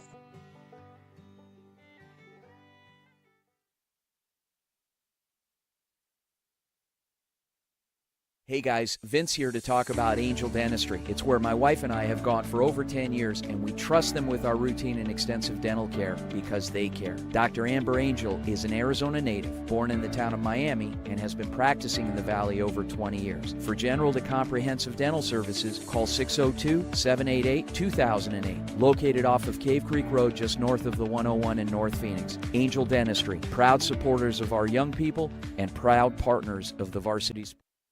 When you think of family restaurants and sports bars, think Bonfire. Bonfire is part of the Tempe landscape, supporting local schools. Join the Bonfire Booster Club Challenge. Mention Corona del Sol, Desert Vista, Marcos de Niza, Mountain Point, or Valley Christian, and that school's sports program will earn loyalty points. The winner after football season will earn a fundraiser at Bonfire. Come for the food and fun, support the community. Bonfire, open every day east of I-10 on Warner. Show your game ticket all day Friday and Saturday and get 15% off. 480-306-6801. Hi everyone, my name is Jackson Webster and I'm a senior at Arizona State University's Walter Cronkite School of Journalism and Mass Communication. This semester I will be joining Varsity Sports Show as a social media manager. I'm excited to promote and make engaging and informative content this semester. What's inside you? Unlocking the greatness inside you means digging deeper and going further than you can on your own. Banner Sports Medicine High Performance Center uses the latest technologies to train the athlete in all of us. Unlock the greatness inside of you. Hey everyone, my name is Jason Goldie from the Varsity Sports Show. I love sports and fell in love with sports broadcasting back in high school. I can't wait to bring you my unique perspective because I am on the autism spectrum and sometimes I view things a little differently. My name is Kyle Krikorian, and I'm a sophomore studying journalism at the Walter Cronkite School of Journalism and Mass Communication. I am thrilled to join the Varsity Media Foundation as a technical director following Horizon High School football this fall. You can find me on Twitter and Instagram at Kyle Krikorian. What's inside you? Is it strength? Is it speed? Is it knowledge of the game? Unlocking the greatness inside you means digging deeper, running faster, and going further than you can on your own. Banner Sports Medicine High Performance Center trains the athlete in all of us with technology, techniques, and hands-on experience customized to you. See what you're capable of by unlocking the greatness inside of you. Hey guys, Vince here to talk about Angel Dentistry. It's where my wife and I have gone for over 10 years, and we trust them with our routine and extensive dental care because they care. Dr. Amber Angel is an Arizona native, born in the town of Miami, and has been practicing in the Valley over 20 years. For general to comprehensive dental services, call 602-788-2008. Located off of Cave Creek Road just north of the 101 in North Phoenix. Angel Dentistry, proud supporters of our young people and proud partners of the Varsity Sports Show. When you think of family restaurants and sports bars, think Bonfire. Bonfire is part of the Tempe landscape, supporting local schools. Join the Bonfire Booster Club Challenge. Mention Corona del Sol, Desert Vista, Marcos de Niza, Mountain Point, or Valley Christian, and that school's sports program will earn loyalty points. The winner after football season will earn a fundraiser at Bonfire. Come for the food and fun, support the community. Bonfire, open every day east of I-10 on Warner. Show your game ticket all day Friday and Saturday and get 15% off. 480-306-6801. Hi everyone, my name is Jackson Webster and I'm a senior at Arizona State University's Walter Cronkite School of Journalism and Mass Communication. This semester I will be joining Varsity Sports Show as a social media manager. I'm excited to promote and make engaging and informative content this semester. What's inside you?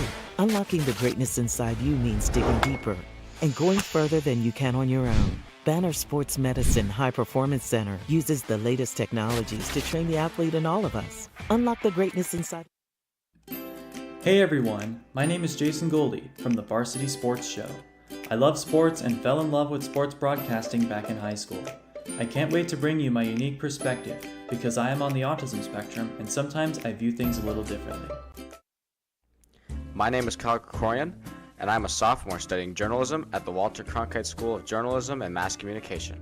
I am thrilled to join the Varsity Media Foundation as a technical director following Horizon High School football this fall. You can find me on Twitter and Instagram at Kyle Krikorian. What's inside you? Is it strength? Is it speed? Is it knowledge of the game?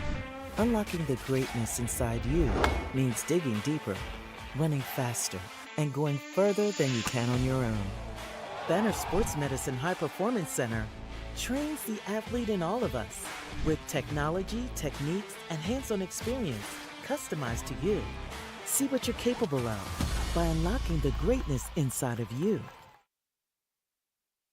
Hey guys, Vince here to talk about Angel Dentistry. It's where my wife and I have gone for over 10 years, and we trust them with our routine and extensive dental care because they care. Dr. Amber Angel is an Arizona native, born in the town of Miami, and has been practicing in the Valley over 20 years. For general to comprehensive dental services, call 602-788-2008. Located off of Cave Creek Road just north of the 101 in North Phoenix. Angel Dentistry, proud supporters of our young people and proud partners of the Varsity Sport.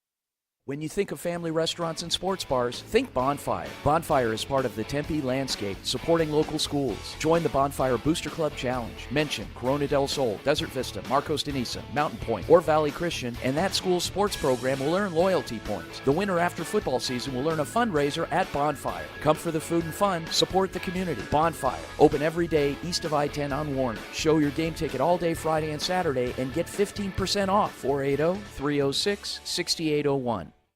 Hi everyone, my name is Jackson Webster and I'm a senior at Arizona State University's Walter Cronkite School of Journalism and Mass Communication. This semester, I will be joining Varsity Sports Show as the social media manager. I'm excited to promote and make engaging and informative content this semester. What's inside you? Unlocking the greatness inside you means digging deeper and going further than you can on your own. Banner Sports Medicine High Performance Center uses the latest technologies to train the athlete in all of us. Unlock the greatness inside of you.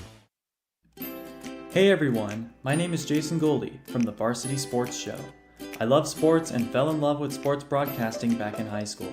I can't wait to bring you my unique perspective because I am on the autism spectrum and sometimes I view things a little differently. My name is Kyle Krikorian, and I'm a sophomore studying journalism at the Walter Cronkite School of Journalism and Mass Communication. I am thrilled to join the Varsity Media Foundation as a technical director following Horizon High School football this fall. You can find me on Twitter and Instagram at Kyle Krikorian. What's inside you? Is it strength? Is it speed? Is it knowledge of the game? Unlocking the greatness inside you means digging deeper, running faster, and going further than you can on your own. Banner Sports Medicine High Performance Center trains the athlete in all of us with technology, techniques, and hands-on experience customized to you. See what you're capable of by unlocking the greatness inside of you. Hey guys, Vince here to talk about Angel Dentistry. It's where my wife and I have gone for over 10 years, and we trust them with our routine and extensive dental care because Second half getting started, a 7-point lead for the visiting Salpointe Catholic Lancers. Here on Friday night from South Scottsdale, Sabercat football. Ryan Sikora, Shai Gara on a Friday night, a perfectly crisp and clean and clear 80 degrees. It's football weather, and right at the end of that first half, we got a lot of really good football. 3 straight drives where Salpointe scored, and Saguaro scoring at the end of their first half of drives as the Sabercats kick it off to open us up for interval number 2. It's into the hands of Spivey, the return man. He's got a lot of room and rumbles his way inside at the 30, and that's where this second half will get going. Shy, how about Salpointe Catholic's offense? They were great at the end of that second quarter. They were, Ryan, and they capitalized on some big plays, and they've honestly made more big plays than the Sabercats, and I think that's a big reason that they're able to be up 7 points here. And they start with the ball, so this is a big spot for Saguaro to try to get a defensive stop and give themselves the chance to tie the game.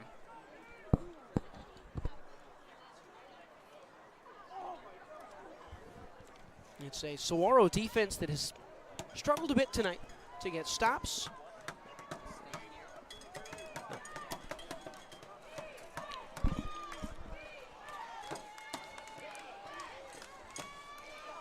hand it off on the opening play. It's a couple of yards for Jackson Bonney.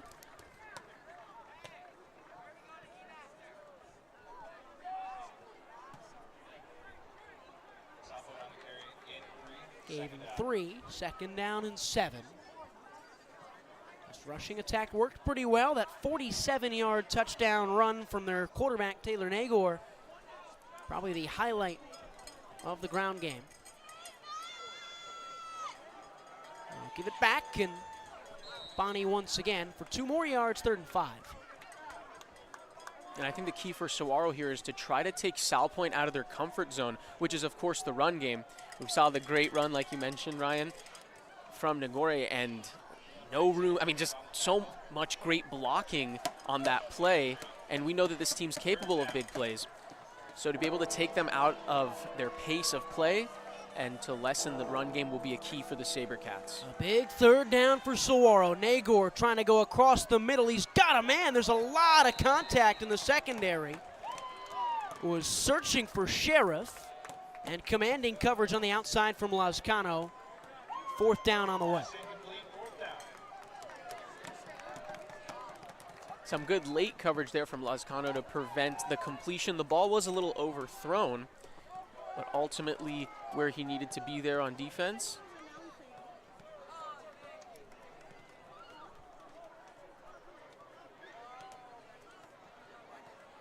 Jacoby Spence is back to receive the punt.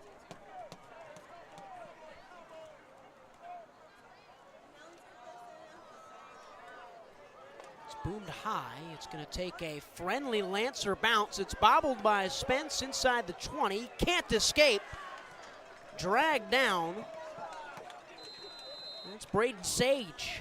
That did take a very favorable bounce there for the Lancers, and by the time Spence picked it up, he bobbled it a little bit more, and that gave the return defense a chance to tackle him early.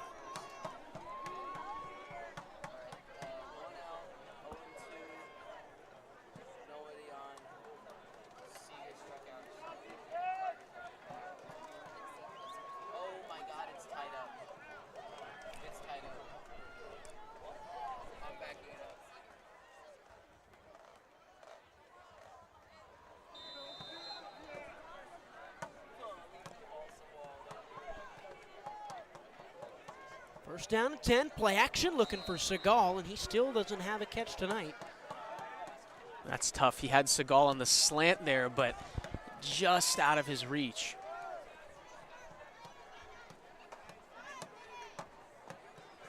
Passing complete, 2nd down. 10 minutes and 30 seconds to go here in this 3rd quarter.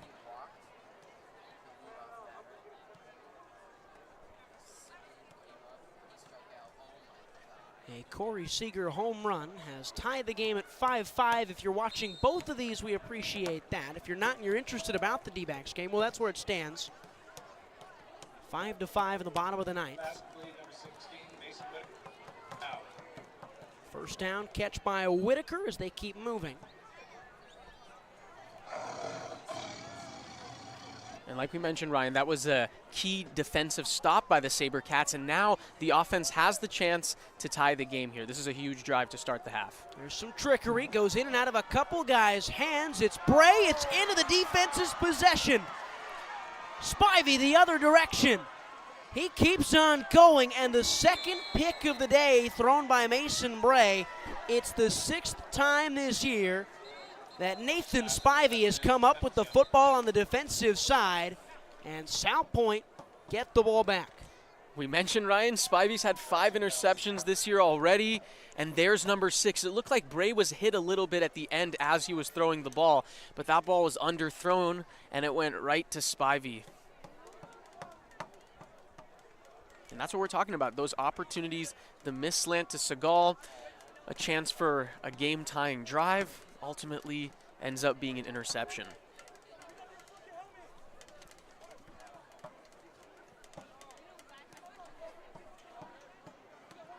There was a penalty after the interception, so the return goes backwards 15 yards to the 44-yard line.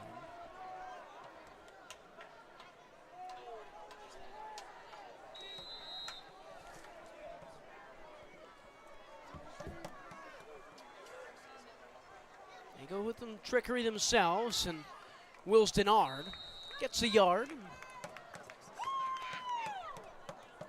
Not the start Saguaro would have wanted here in the second half.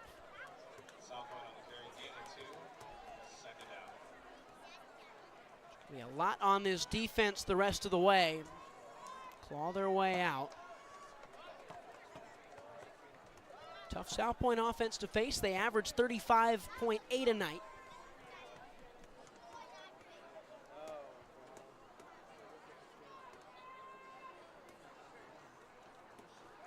Second and 9. It's dropped. It was batted back in the face by C.J. Nunnally. Pass knocked down by number 9, Christian Nunley. Third down. Great instincts by Nunnally there. Right as the ball was coming out, he knew it was being thrown quickly, and he was right there to swat it.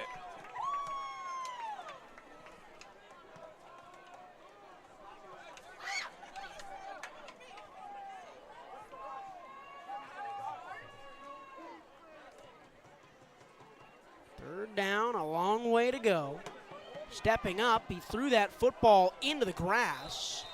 Lescano was approaching. There's a flag down. A lot of contact after that one on Nagor.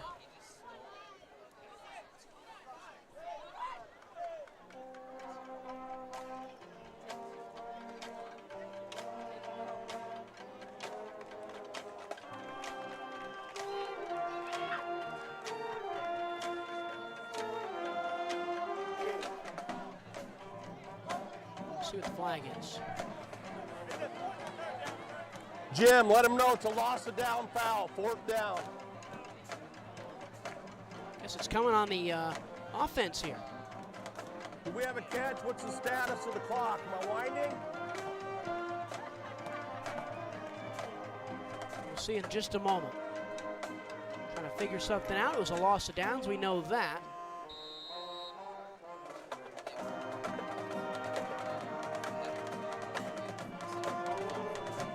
So they'll punt. Simply put, not an offensively animated start to the second half. We've got 2 punts for Salpointe and a turnover by Saguaro.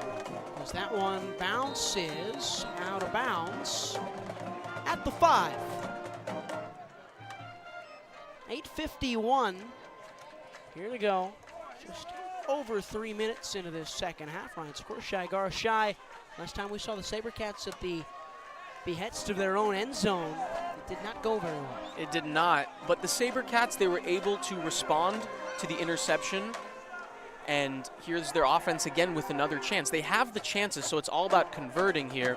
So a big spot, and they are backed up, like you mentioned, Ryan, into their own end zone pretty much. So let's see if they're able to get out of this.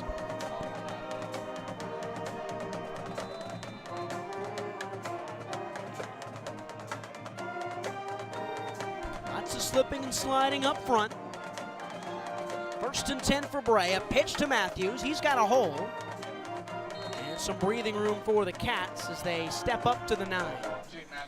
And when we see teams kind of backed up into their own end zone or close to it, we see a lot of runs kind of up the middle. But a good idea to pitch it instead. A little bit of deception there, and Matthews is able to move them out of much more troubled territory, we can say.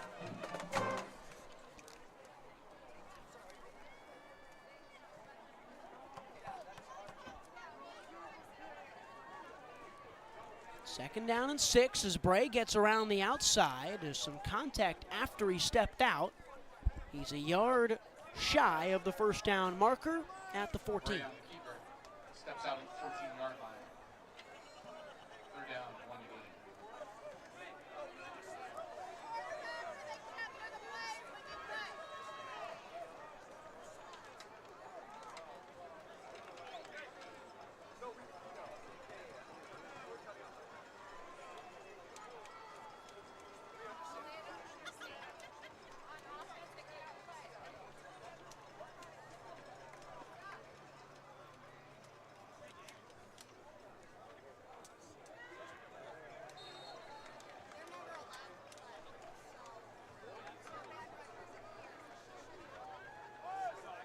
On that 3rd down, looked like he didn't get enough, and he didn't.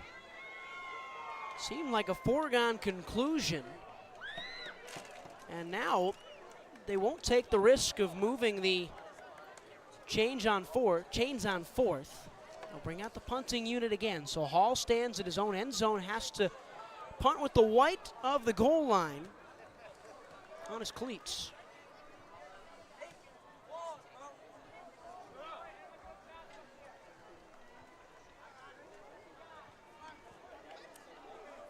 It's a slightly better punt than the first one. It takes a friendlier hop here and will roll into Salpointe territory. Gunned down by Pimbert. There's a flag right there. Could be a legal block in the back at the end there. There was a bit of a shove from Owen Pimbert.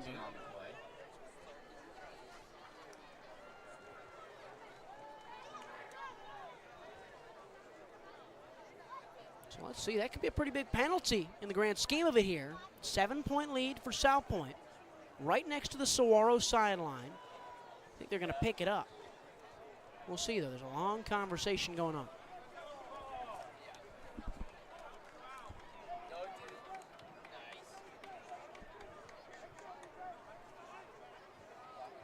$10 yards will be added to the end of the kick, first down. They got him for a block in the back. 10 yards added to the kick from the 49. They should go almost to the 41. Maybe it's the 48 to the 42. And there's another flag. This one looks like it might be on Zach Hill on the Saguaro sideline. Hill is not happy with the call. Like, not happy at all. He's still gesturing. He's saying with his arms that shouldn't have been a block in the back. It seemed more simple than that.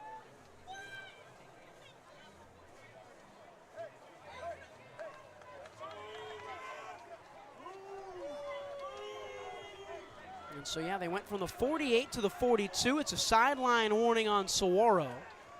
Doesn't do anything to the spot of the ball with 7 minutes and 12 seconds to go. Third quarter, slow start to this second half. It's a handoff. And Bonnie is stuffed at the line of scrimmage. So the bright side is the Sabercats defense has looked good so far this half. They were able to force Salpointe to punt twice, but then their offense wasn't able to convert. So this is another big spot for their defense on their third chance. So let's see what they can do, and let's see if they can give their offense a third chance this quarter. Defensive start to half number 2. Motion from Spivey. They'll hand it off, and this is Rivera. Lots of contact after, and Richard Rivera is botched away. Number 30, Richard Rivera on carry 8-3. There's a third down, Salpointe.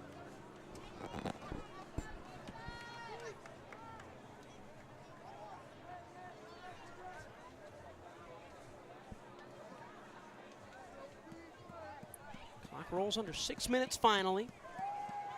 Third down and long. Nagor, who's got legs, can scramble free. He's bumped and the ball came loose. A big lineman was able to jump on it for Salpointe. They keep possession thanks to Roman Fina. It looks like Nagor's shaking up a little bit. He's certainly walking off, favoring that right foot.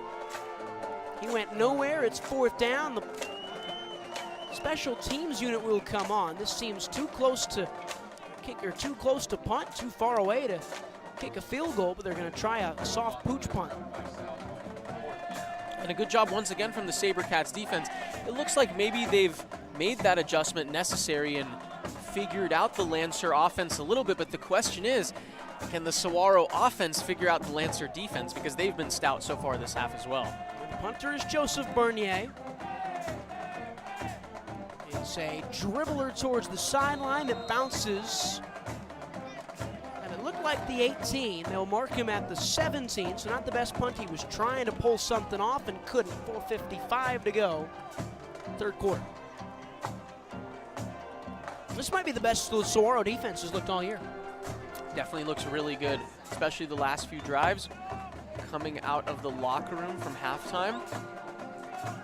But not only, unfortunately, has the offense not been able to score this half, but they haven't even been moving it like they did in the first half. They've kind of been backed up into their own territory, and they've allowed Salpointe to take over with really good field position. So let's see if the offense makes that adjustment here. And that defense has come alive in a good spot, especially considering the offense's struggles. As you almost see it in a microcosm there. A bad snap, but bad contain on the offensive front, and Bray has to scramble to throw away. And those are the types of mistakes you just can't have. The bobbled snap, it's kind of like giving the defense a free down to get.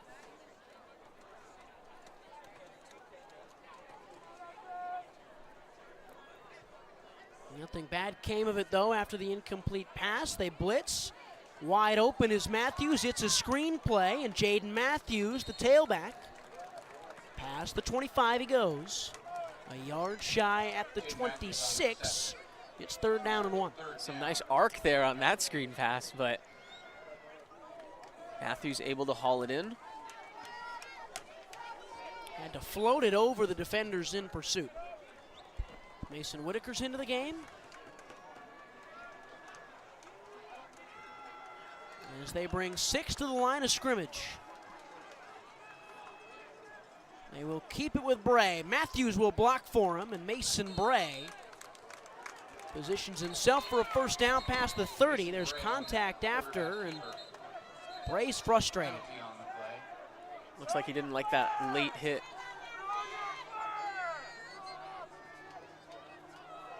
Correction, no penalty assessed on the play. There's no penalty there, but it looked like it very much could have been a late hit.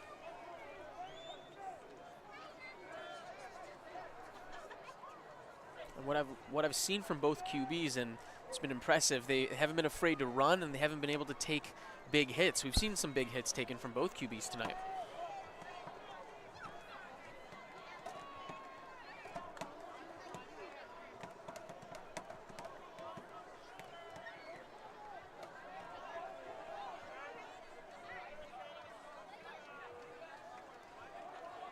First and 10 for Bray. Shot downfield. He's got Jacoby Spence.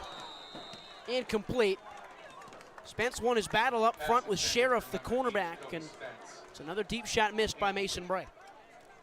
Man, that was a very close one right there. It looked like it was almost perfectly dropped in there, but maybe just a little bit out in front and incomplete. Another missed opportunity for the Sabercat offense.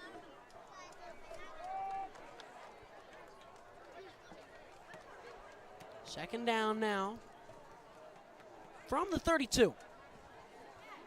Bray outside, overthrows Rinaldi. Too much juice on the arm, and they're behind the chains. It's been one of the stories of the night. Bray just a little bit aggressive on some of the passes, a little bit overthrown there, and we've seen that a few times.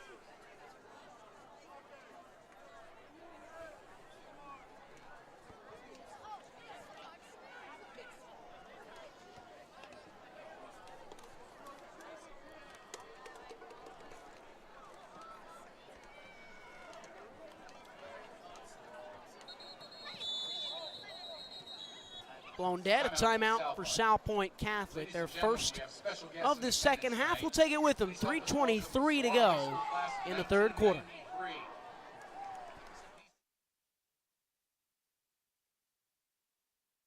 Hi Varsity sports fans, this is Shai Gara. Make sure you stay tuned for our halftime where we break down different highlights from sports locally or otherwise. So plenty of entertainment and content coming your way if you stick around with us. What I personally think is cool about our halftime show is we cover different sports, maybe some you might not expect, and a variety of different content, of course, high school football, and maybe some professional stuff such as NFL highlights from the previous week.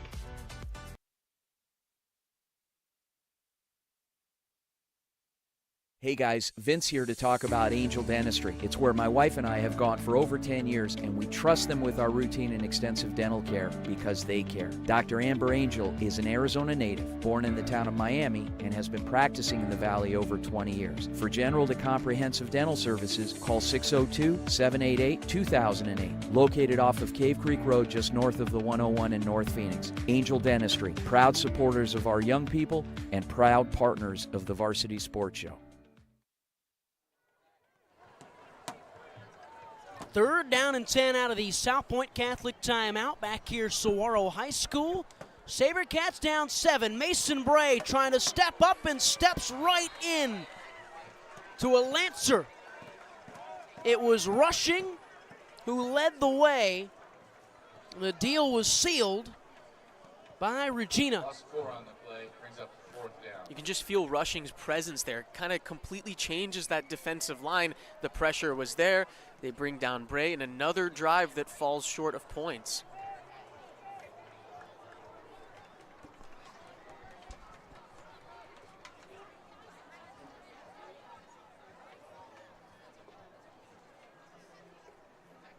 James Hall's punt, this time a good one. It's fair caught at the 37-yard line from Sheriff, and still scoreless, almost 10 minutes into this third quarter. It's almost changed into a little bit of a defensive battle this half. We saw a lot of fireworks, big play attempts, big plays made in the first half, and we've seen a lot of short gains in this half. Both coaches making the defensive adjustment, and both offenses are trying to figure it out still.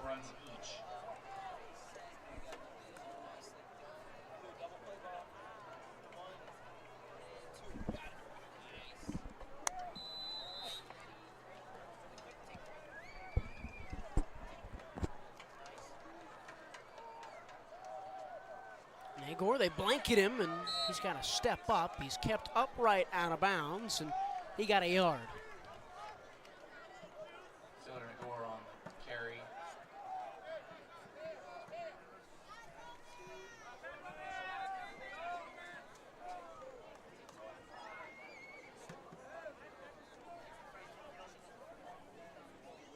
No gain.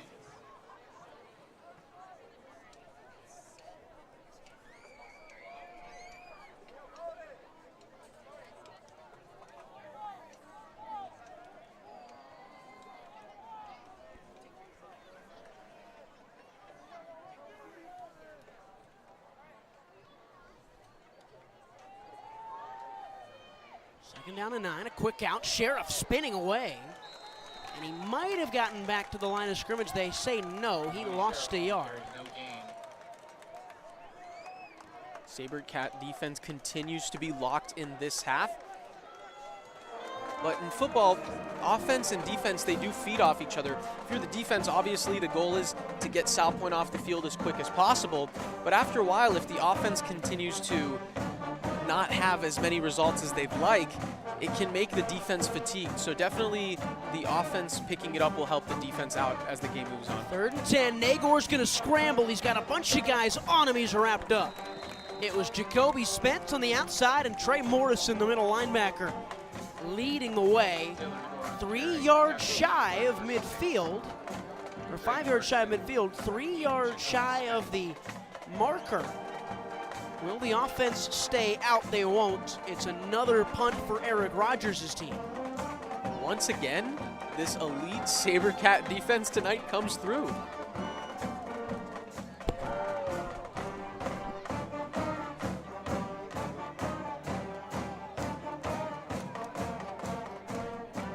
With about a minute to go in this third quarter, it might be the best that Andrew Hurley's defense has looked all year. Bernier will punt for the 4th time this second half, and Kyron Jones will receive it. There's a bunch of flags flying, and Jones has the edge. He stepped out on the far sideline. The flag is at the near numbers, probably coming backwards.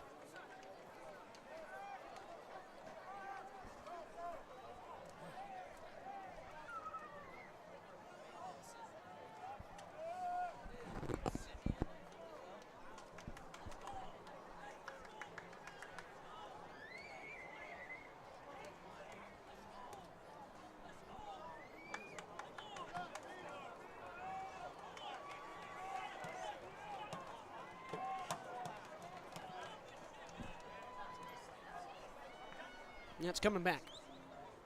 Okay, it was during the return. You heard it there. It was during the return. Was it? Still struggling to figure out that ref mic. I don't know if that's more user error on my end as the guy who's in charge of it, or if it's on our guy Joel down there in the white hat. It's definitely on me, but I'm going to say it's on Joel. Well, once again, Ryan, it's not ideal starting field position for the Sabercats. This is the offense's 4th chance this quarter and this half. So let's see it. It's a handoff, and Matthews goes nowhere. Ran right into the 6'5" frame of rushing. There's a lot of contact and a flag thrown sky high. That one got up there. Let's see what we got. That's got to be personal.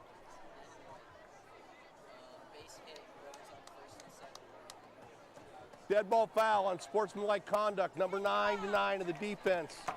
15-yard penalty, first down. They get Elijah rushing for unsportsmanlike, and 15 yards gives Saguaro some space to work with. Offsetting penalties on the play. Tough penalty for the defense and a little bit of a gift for the offense. Sorry, correction.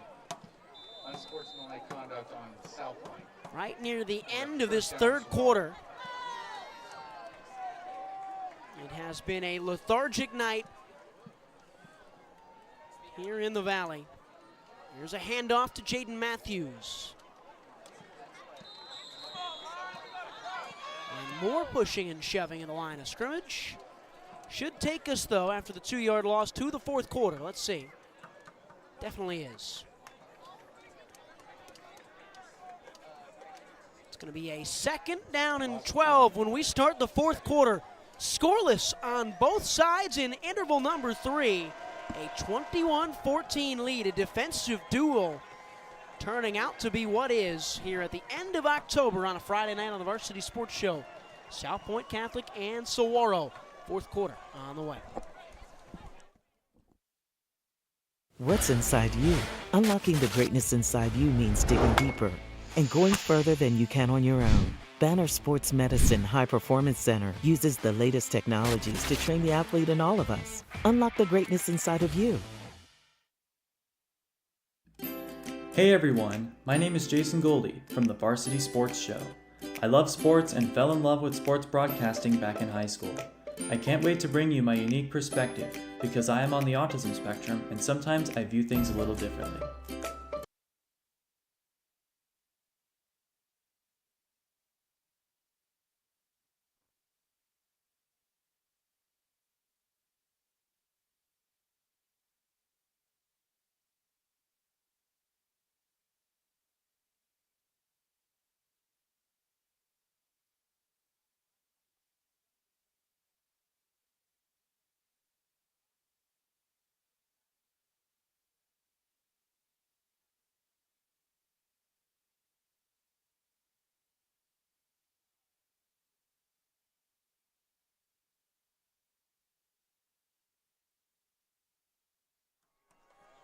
Ryan Sikora, Shai Gara, the 4th quarter in a 1-score game that started off very much in the direction of the Saguaro Sabercats has flipped entirely to the Lancers from Tucson. Salpointe Catholic on the defensive side to open us up. It's a quick out to JoJo Clark, who is thumped by Nathan Spivey, who's got an interception. That's the big play defensively in this game. It's been a lot of struggle on the offensive side for Saguaro in this one. Mason Bray not having his best night. We're seeing a very different half this half, Ryan, compared to a highly offensive first half. It's been a defensive battle here. 3rd down and 8 from just north of the 30. Saguaro trying to get going in the right direction. They've not left their own half in this second half.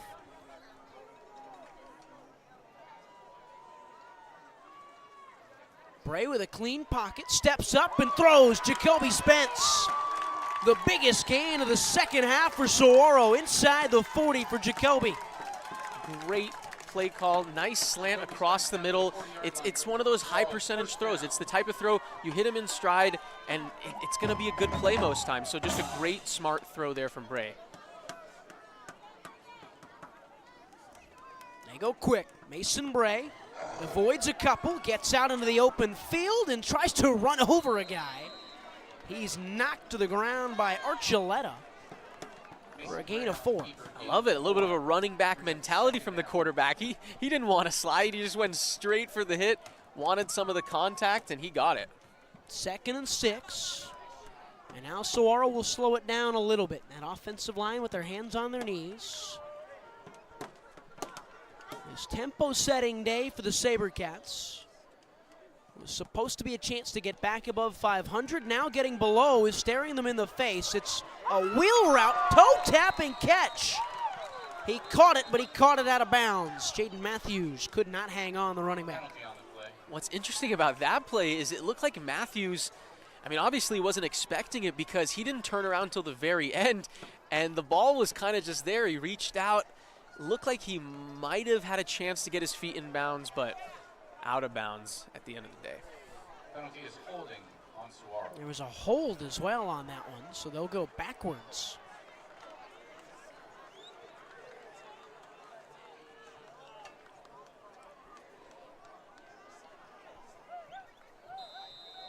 Sabercats have shown more promise on this drive compared to their other second half drives as they are finally past midfield. After the hold, though, it's 2nd down and 16. Clark in motion.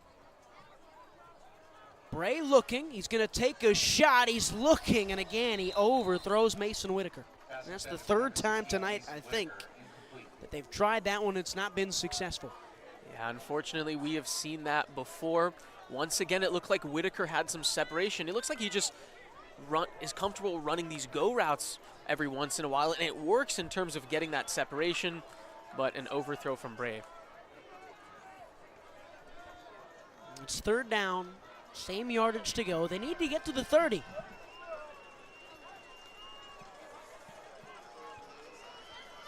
Rinaldi, Jones, Segal, and Jaden Matthews are all out there. Rolling away is Bray. He is sacked. He stumbled as he tried to roll left, and Orlando Gonzalez swallowed him up. Wow, there was just nothing really happening there. Bray under all kinds of pressure and gets brought down for a huge loss. James Hall's going to come out again.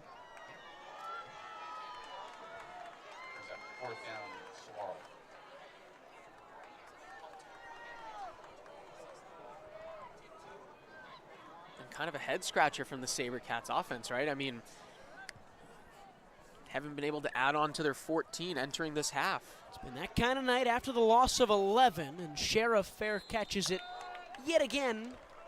The 2nd straight time. Inside the 25 comes this Salpointe Catholic offense. There's just been nothing in this 2nd half, and if you're Salpointe Catholic, you're obviously the much happier team with that.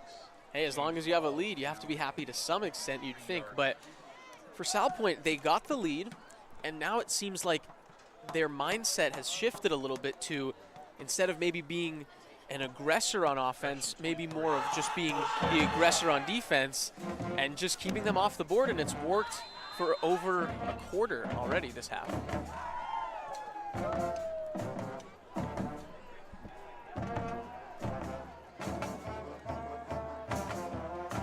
They'll run, and on 1st down and 10, nowhere to go for Jackson Bonney, who's gotten the bulk of the carries tonight.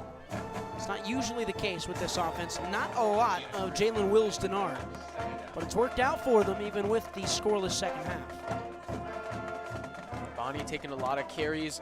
A lot of times the Sabercat defense has met him early, but he's been able to have a handful of effective runs already tonight.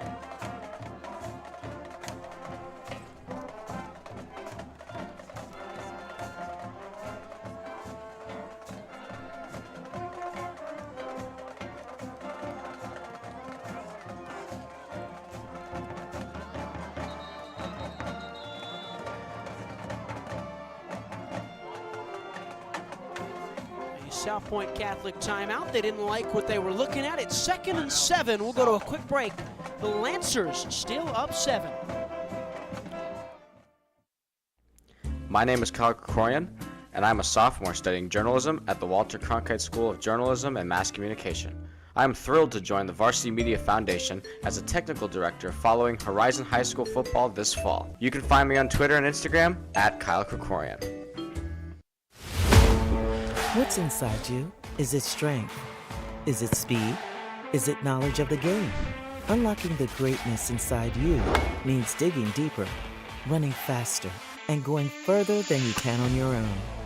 Banner Sports Medicine High Performance Center trains the athlete in all of us with technology, techniques, and hands-on experience customized to you. See what you're capable of by unlocking the greatness inside of you. Out of the Salpointe timeout, they come in with a bunch set with 9 minutes and 9 seconds to go in the ball game. It's a screen pass to the outside. They get Spivey involved. Number 8, Nathan Spivey.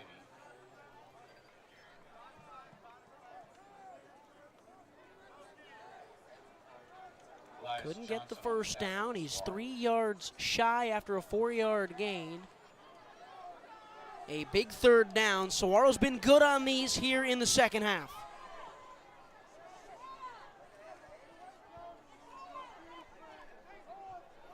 And what is a mostly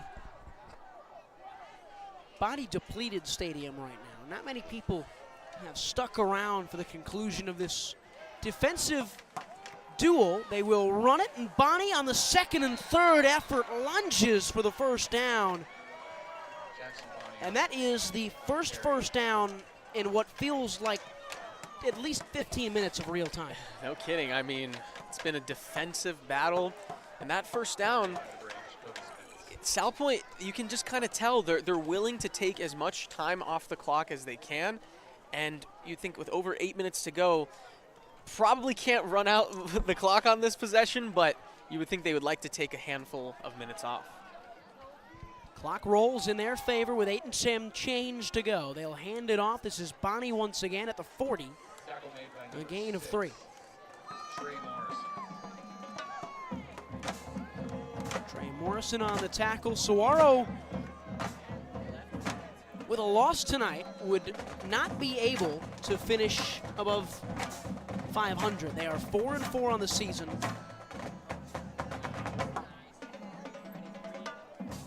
Definitely is a surprise, you know. Sabercats have such high expectations for themselves, maybe above all else. Critical game for them. They've got Pinnacle next week, who are currently down 29-0 to Centennial. That's stuffed in the backfield. They hand it off to Bonnie once again on this drive, and Jonathan Gallardo allowed him to only go 2 yards. It's been a terrific year for Centennial, huh? Undefeated? Yeah, they'll be 9-0 to play 8-1 Liberty next week in what will probably be 1 versus 2 in the state of Arizona. That'll be must-see television. What a matchup. Salpointe Catholic next week. They've got Brophy, who are currently the number 2 seed in 6A, if you take away all the open teams that are in that level of competition. That's a potential playoff preview as well. As chance to run for Nagor. He's dropped. He held on to the football, and Trey Morrison on 3rd down and 8. This defense continues to clean up. And I love the energy. It's been continuous this entire half. It doesn't look like this defense is getting tired despite being out there for a while, and they just continue to put on the pressure. It's been Morrison in this 4th quarter who has led the way. But how do you get the offense going with 6 minutes left? It's Zach Hill's specialty. He was the offensive coordinator at Boise State for multiple years, moved to the Valley at Arizona State, had success there under Herm Edwards, and has had a good year this year. Struggled tonight to score against Salpointe's defense. Jacoby Spence trying to make a few miss. He's wrapped down inside the 30, and it'll be 6 minutes and 7 seconds. And they took 1 more off the clock for 6:06. Just to make sure, that's how much time is left in this game. Saguaro just needs 7 points to tie it up. 7 points, and they have 6 whole minutes to do so. It's been an incredible offensive struggle this half, and the Sabercats know that. They know how important this drive is, and I think we're at that point they can say they're past the time in the game where they can say we have a lot of time. They have to get going, and this is the drive to do so. Plenty of time, but the offense has only scored twice all day. Jaden Matthews gets yet another handoff and goes for 2 or 3 on first down. They gave him 3. It's 2nd down and 7.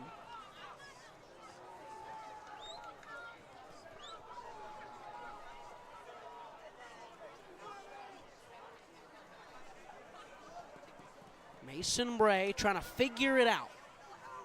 It's been a slow day for him. That one's tipped at the line of scrimmage. Maybe the guy who's got the longest arms on the defensive front in the country, Elijah Rushing. Big paw on it and bats it away.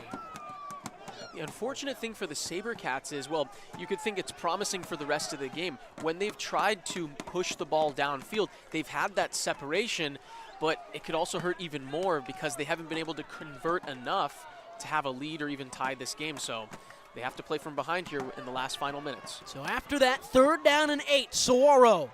Bray unloads, has Whitaker past the 30 for a first down. He dropped the football. Mason Whitaker fumbles it, scooped up, and Bray booms down the defender. But it's picked up by Archuleta, and inside the 20 goes Salpointe Catholic. It has all come undone for Saguaro. And Whitaker, we've seen him a lot tonight. He's had a lot of good moments. Catches the pass. That was enough for a first down, but the defense able to strip it from him and take over with really good field position. That was a brutal play right there for the Sabercats. And a defense that has been so good tonight now stands needing to make perhaps the biggest play in their entire season. The officials are coming over here somewhere. As a Saguaro player down here, it was Whitaker on the near sideline, probably a combination of disappointment and injury has taken him to the sidelines. Rangers have walked it off, by the way.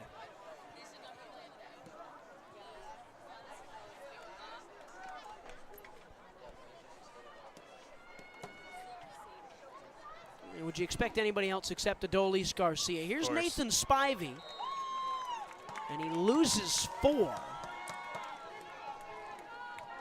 Really tough loss for the D-backs, up 5-3. Corey Seager tied the game, right, with a 2-run home run in the 9th and a walk-off home run to end the game. That handoff brings us to under 5 minutes to play in the ball game. Still a 1-score contest. A field goal would make it 2.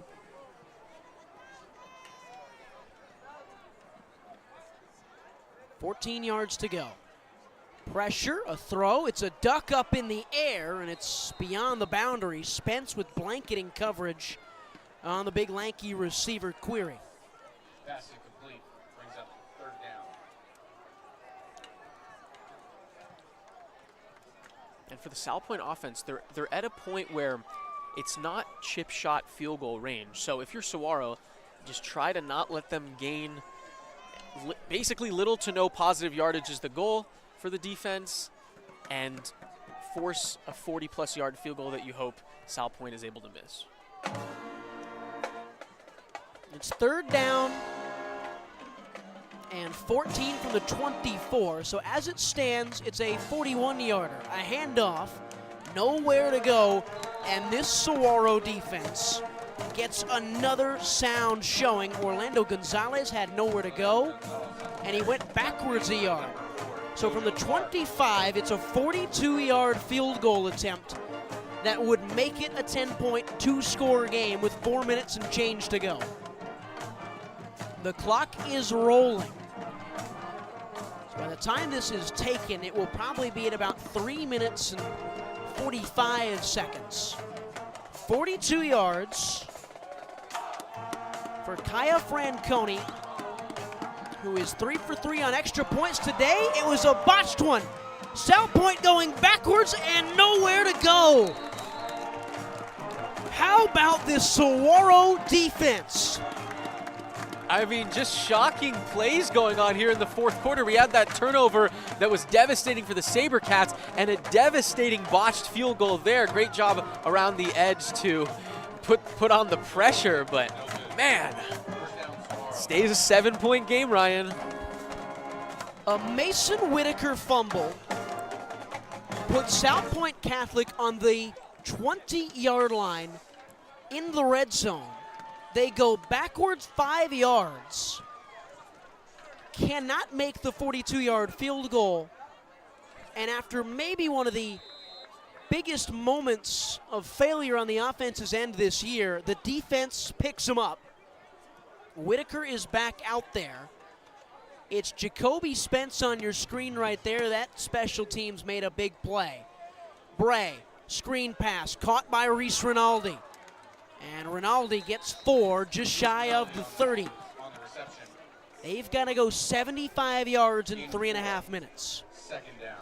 Of course, the time is there to do it. That pass a little bit airmailed, but a great job by Rinaldi to haul it in and get the positive yardage. And this is go time right here. The offense taking its time as it ticks towards 30. Bray across, and Rinaldi with back-to-back catches. He gets out of bounds, but he was tackled out of bounds, so the clock will continue to roll. Third down. So that's the rule. If you step out, it stops the clock. If you tackled out of bounds, it continues to go. Under 3, 3rd down and 1, maybe 2. They call it 1. It's a pitch to Matthews. Jaden Matthews a first down, and he gets out of bounds. Was he tackled? This time they say he stepped out. The clock will stop at 2:38. Smart, you know, you don't need to go for the home run ball right away. You have over 2.5 minutes. Of course, not even the 2-minute drill yet. So no rush, just try to make smart positive gains and keep the chains moving.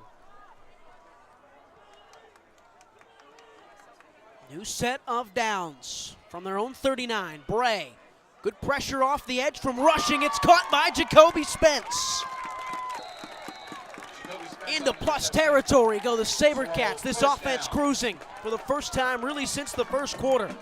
We saw a similar route run by Jacoby Spence earlier, and it was successful, so they kind of go back to that, and it works once again past midfield. Here we go. They keep the tempo up. It's a bad snap, and Bray will lose it on the dive. It's a foot race between him and rushing.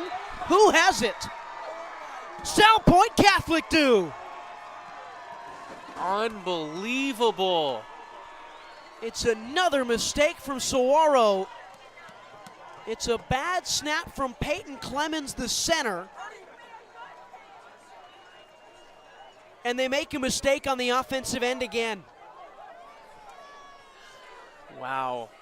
After that devastating Whitaker fumble, past midfield, a very promising drive, thrown over the head of Bray. And Bray, for a moment, it looked like he could at least save the drive and pick it up, live for another down, but then the ball slipped out of his hand. The weird shape of the football, you know, sometimes it can take that weird bounce and move in weird ways, and a devastating turnover once again. Salpointe take over. Saguaro with all 3 timeouts can stop the clock, and they force them into a run. First time out of those 3 taken by Zach Hill. A short gain from the tailback, Bonnie. Clock's at 2:08 on the big Jumbotron and on your screens. No points for either team in the second half, Shy. Wow. Defensively phenomenal. Yeah. Offensively frustrating. It's been extremely frustrating. I mean, there were a couple drives this half where there was movement. They were past midfield, and it's almost like they have a good moment, and then this half, for some reason, what has gone wrong after a good play seems to have gone wrong, and 2 bad turnovers at the worst time credit to this defense for still keeping the Sabercats in it. But man, so many critical errors at the worst time for the Sabercats offense. And they're going all in on stopping the run. They brought 2 offensive linemen in Clemens and Taase. They just know they can't move anywhere. After the 3-yard gain, it's 2nd and 7. They move Spivey in motion. They will hand it off to Bonnie, who's got a hole. He's near the first down marker inside the 30. They'll mark him right at the 30. And it's 3rd down, another timeout for Zach Hill. 2:01 to go, biggest 3rd down of the season for the Sabercats on the way. Absolutely. This would probably be the game here if the chains are moved one more time. Saguaro with only 1 timeout left. Pretty much, yeah, it would do it.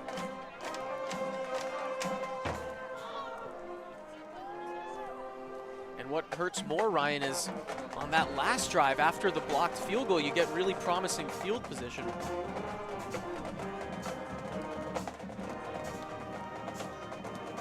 So just so many opportunities for the Sabercats offense, but it's just been one of those nights. It looks like what could have gone wrong went wrong, and what can go wrong has been going wrong. Not a good showing tonight from the Sabercat offense. The defense, as good as it has been all year. 2 yards. That's all Salpointe need. Bonnie stumbles forward. He had to get to the 28.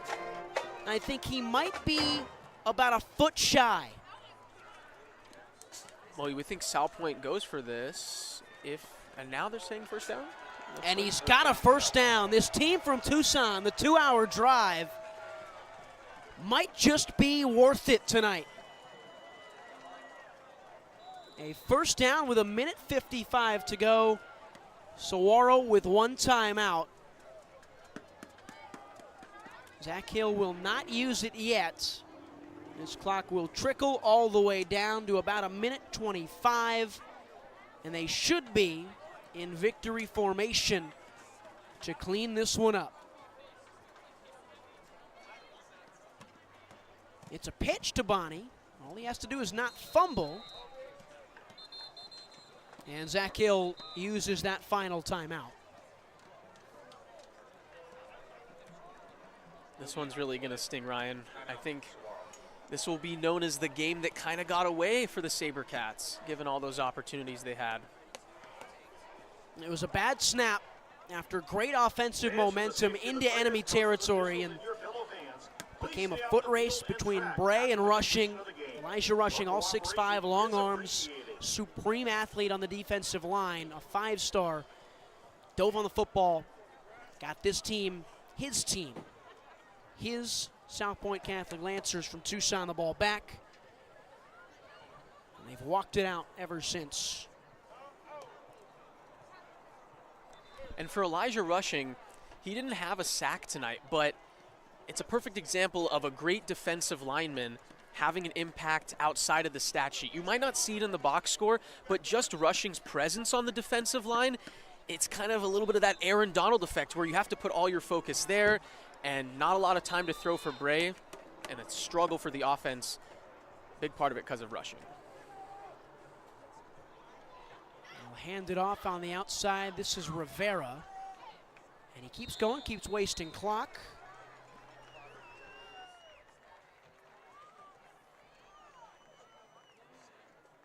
Gain of 5 on the play. Fans, we found a wallet in our home stands. If someone lost a wallet, please come down and claim it near the gate. Find a track. Thank you. Clock continues to tick on a disappointing night for Saguaro. They'll fall to 4-5, the Sabercats. Their postseason hopes will be there. They will be a 6A postseason team. But now it's a question of what seed, really. They are currently the 4 seed. They're going to lose to a top 2 team in 6A as it stands. Andrew Hurley quick off his line to go talk to his defense as they search for a turnover with 30 seconds to go. They've got Pinnacle next week, who just lost in emphatic fashion to Centennial, the #1 team in the state. Before you leave the stadium tonight, just make sure to look around and pick up any trash around you. Help out our maintenance staff over the weekend. Thanks.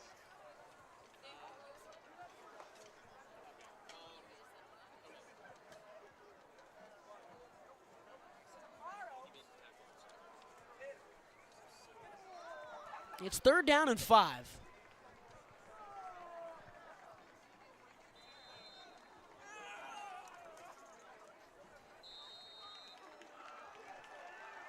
And the victory formation goes the way of Salpointe Catholic, their 8th win on the season.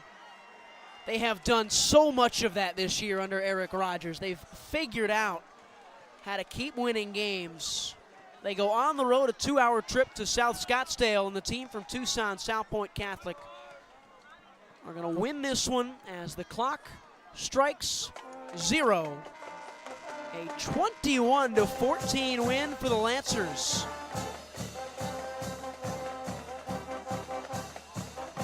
Too many mistakes, 2 interceptions from Mason Bray, a fumble from Mason Whitaker, and a bad snap, both of those coming late in the 4th quarter. Saguaro falls to 4-5. They have a losing record for the first time this season. They have a big one next week against Pinnacle. They'll be a playoff team at 4-6 in the 6A, but their hopes to go to the Open dashed with a loss tonight. They've played one of the toughest schedules in the state of Arizona. Hasn't meant much. We'll be back after a brief break. We'll see if we can chat to Zach Hill, whether it's live or on the post-game show. Keep an eye out on our Twitters at Varsity Show. The end-of-night recap will come on the Varsity Live post-game. You'll get to check out the scores from around the state here and catch up on some news elsewhere with some other things going on. Of course, our radio show every Saturday, 8 to 10 a.m. You'll get a chance to hear from Coach Hill as well in that one. We'll be back after a quick message from our sponsors here. Your final score, 21 for Salpointe Catholic, 14 for Saguaro.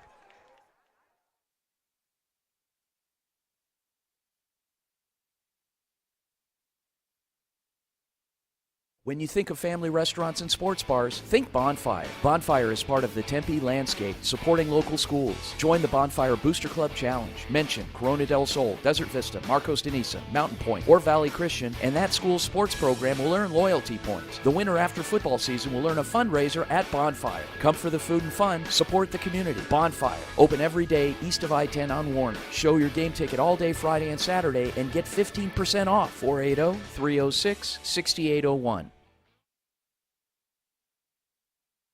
The hottest show covering Arizona high. Hey folks, J.R. Lambright here, special field correspondent for the Varsity Sports Show. Join me every Saturday. Hey guys, Vince here to talk about Angel Dentistry. It's where my wife and I have gone for over 10 years, and we trust them with our routine and extensive dental care because they care. Dr. Amber Angel is an Arizona native, born in the town of Miami, and has been practicing in the Valley over 20 years. For general to comprehensive dental services, call 602-788-2008. Located off of Cave Creek Road just north of the 101 in North Phoenix. Angel Dentistry, proud supporters of our young people and proud partners of the Varsity Sports Show. What's inside you? Unlocking the greatness inside you means digging deeper and going further than you can on your own. Banner Sports Medicine High Performance Center uses the latest technologies to train the athlete in all of us. Unlock the greatness inside of you. Hey everyone, my name is Jason Goldie from the Varsity Sports Show. I love sports and fell in love with sports broadcasting back in high school. I can't wait to bring you my unique perspective because I am on the autism spectrum and sometimes I view things a little differently.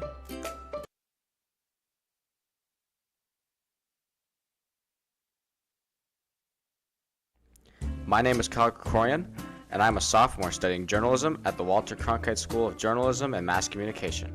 I am thrilled to join the Varsity Media Foundation as a technical director following Horizon High School football this fall. You can find me on Twitter and Instagram at Kyle Krikorian.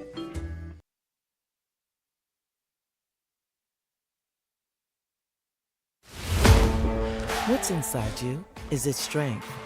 Is it speed? Is it knowledge of the game? Unlocking the greatness inside you means digging deeper, running faster, and going further than you can on your own. Banner Sports Medicine High Performance Center trains the athlete in all of us with technology, techniques, and hands-on experience customized to you. See what you're capable of by unlocking the greatness inside of you.